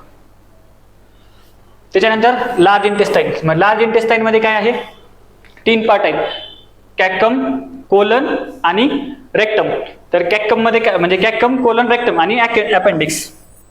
आता ह्याच्यामध्ये काय होतं, पाण्याचं वगैरे पुनःशोषण होतं, म्हणजे न्यूट्रिएंट्स म्हणजे क्षार आणि पाणी यांचं पुनःशोषणाचं काम लार्ज इंटेस्टाईन मध्ये होतं. लार्ज इंटेस्टाईन मध्ये डायजेशनचं काम होत नाही, तर पुनःशोषणाचं काम होतं. आणि त्याच्यामध्ये अपेंडिक्स जो आहे तो वेस्टिजियल ऑर्गन आहे, अवशेषांगी अवयव आहे. ठीक आहे. आणि रेक्टम मध्ये काय होतं, पाण्याचं क्षाराचं पुनःशोषण केल्यानंतर जो पदार्थ उरलाय, जो आपल्याला एक्सक्रीट करायचा आहे, विष्ठा म्हणतो ज्याला आपण, ती कुठं स्टोअर होते, रेक्टम मध्ये स्टोअर होते. तर बघा, लार्ज इंटेस्टाईन कशासाठी रिस्पॉन्सिबल आहे, पाणी आणि इलेक्ट्रोलाइट्स म्हणजे क्षार, Na+, K+, यांना रिअब्झॉर्प्शन करण्यासाठी ऑब्झॉर्प्शन करण्यासाठी रिस्पॉन्सिबल आहे. त्याचं काम काय, क्षार आणि पाण्याचा ऍब्झॉर्प्शन करायचं, आणि जे उरलेले अनडायजेस्टेड म्हणजे पदार्थ आहेत ते पुढे पाठवण्याचं काम लार्ज इंटेस्टाईन करतं. ठीक आहे. बाकी त्याच्यामध्ये काय, अनडायजेस्टेड पदार्थांना ब्रेकडाऊन करण्यासाठी लागणारे बॅक्टेरिया सुद्धा त्याच्यामध्ये आहेत. त्याच्यामध्ये कोलन जे आहे, कॅक्कम, कोलन, रेक्टम असं होतं ना, त्यातलं कोलन जे आहे त्याचं मेन काम आहे ते म्हणजे ते जे आहे ते मेन आहे जे रिअब्झॉर्प्शन करतं, कोलन. ठीक आहे. आता हे ओव्हरऑल दिलेलं आहे. माउथ मध्ये काय होतं, फूड पार्टिकलचं ब्रेकडाऊन होतं. फॅर्निक्स मध्ये म्हणजे घशामध्ये काय होतं, ते आपण गिळतो, आणि गिळलं ते घशामधून गिळतो, ते पुढं आलं. मग इथं काय झालं, स्टमक मध्ये इथं इसोफॅगस म्हणजे अन्ननलिका, इथून फूडचं ट्रान्सपोर्ट झालं. इथं सलायवरी ग्लँड वगैरे होत्या, त्यांनी हे केलं. त्याच्यानंतर स्टमक मध्ये आलं, स्टमक मध्ये पेप्सिननं प्रोटीनला ब्रेकडाऊन केलं. परत म्युकसचं काम स्टमक वॉलला प्रोटेक्ट करण्याचं होतं, आणि याच्यामध्ये थोड्या प्रमाणात ऍब्झॉर्प्शन इथं पण होतं स्टमक मध्ये. त्याच्यानंतर आपण स्मॉल इंटेस्टाईनला आलो. स्मॉल इंटेस्टाईनच्या संदर्भात 2 महत्वाचे म्हणजे काय, लिव्हर काय करते, बाईल ज्यूस देते, आणि पॅनक्रियाज काय करते, स्मॉल इंटेस्टाईनला पॅनक्रियाटिक ज्यूस देतं. मग लिव्हर मध्ये काय होतं, परत ब्रेकडाऊन होतं, व्हिटॅमिन आयर्नचं स्टोरेज होतं, ओल्ड ब्लड सेलला डिस्ट्रॉय केलं जातं आणि तिथं पॉइझन म्हणजे विष वगैरे असेल तर ते रिमूव्ह केलं जातं आणि डायजेशनला मदत केलं जातं. ठीक आहे. पॅनक्रियाजमध्ये काय असतं, बॉडी ग्लुकोज लेवल, म्हणजे आपण म्हणलं ना पॅनक्रियाजमध्ये काय असतं, ग्लुकोज, तर ते काय करतं, ग्लुकोज लेवल मेंटेन करतं. बायकार्बोनेट काय करतं, स्टमक ऍसिडला न्यूट्रलाइज करतं. आपण काय म्हणलं, वरून ऍसिडिक पदार्थ आले होते, तर त्याला काय करायचंय, न्यूट्रलाइज करण्यासाठी कोण, पॅनक्रियाटिक ज्यूस मध्ये बेसिक मीडियम असतं थोडं. ठीक आहे. त्याच्यामध्ये ट्रिप्सिन असतं. ट्रिप्सिन काय करतं, प्रोटीनचं, वर काय होतं जठरामध्ये पेप्सिन होतं जे प्रोटीनचं ब्रेकडाऊन करत होतं, इथं काय आहे, ट्रिप्सिन आहे. ठीक आहे. अमायलेज काय करतं, स्टार्च आणि ग्लुकोजला हे करतं. लायपेज काय करतं, लिपिड्सचं ब्रेकडाऊन करतं. तर असं लार्ज इंटेस्टाईन मध्ये काय होतं, वॉटर, आयन्स, विटॅमाइन्सचं अब्झॉर्प्शन होतं आणि इथं वेस्टचं स्टोरेज होतं, रेक्टम मध्ये विष्ठा स्टोअर केली जाते. बाकी अपेंडिक्स सांगितलं आपण, अपेंडिक्स मध्ये काय असतात, इम्युनो सिस्टमसाठी लागणारे सेल असतात आणि सध्या हे वेस्टिजियल हे आहे. आणि शेवटी एनस, एनस मध्ये काय होतं, वेस्ट रिमूव्ह करण्यासाठी. ठीक आहे. तर हे असं ओव्हरऑल ओव्हरव्ह्यू दिलेलं आहे. ठीक आहे. आता पचनाचे टप्पे, म्हणजे पचनाचे 4 टप्प्यामध्ये होतं. इंजेक्शन म्हणजे काय, तोंडात अन्न घेणं, म्हणजे माउथ शरीरामध्ये घेणं, त्याला म्हणायचं इंजेक्शन. डायजेशन म्हणजे काय, तर छोट्या पार्टिकल म्हणजे कॉम्प्लेक्स पदार्थांचं रूपांतर साध्या पदार्थामध्ये करणं म्हणजे डायजेशन. ठीक आहे. मग त्याच्यामध्ये फिजिकल आणि केमिकल. मग केमिकल डायजेशन कुठं होतं, माउथ मध्ये होतं सलाईव्हाद्वारे, स्टमक मध्ये होतं ऍसिड आणि पेप्सिनद्वारे, आणि स्मॉल इंटेस्टाईन, हे 3 लक्षात ठेवायचं. डायजेशन कुठं कुठं होतं, माउथ मध्ये, स्मॉल इंटेस्टाईन मध्ये आणि स्टमक मध्ये, ह्या 3 जागी होतं. अन्ननलिकेमध्ये होत नाही, लार्ज इंटेस्टाईन मध्ये डायजेशन होत नाही. ठीक आहे. ऍब्झॉर्प्शन कुठं होतं, तर वॉटरचं ऍब्झॉर्प्शन लार्ज इंटेस्टाईन मध्ये होतं आणि क्षार आणि पाण्याचं ऍब्झॉर्प्शन स्मॉल इंटेस्टाईन, म्हणजे स्मॉल इंटेस्टाईन आणि लार्ज इंटेस्टाईन दोन्हीमध्ये ऍब्झॉर्प्शनचं काम होतं. आणि शेवटी इलिमिनेशन, इलिमिनेशन कुठं होतं, एनस मधून होतं आणि ते तयार कुठं होतात, लार्ज इंटेस्टाईन, म्हणजे विष्ठा ऍक्च्युअली फायनली तयार कुठं होते, लार्ज इंटेस्टाईन मध्ये, आणि नंतर एनस द्वारे इलिमिनेट केली जाते.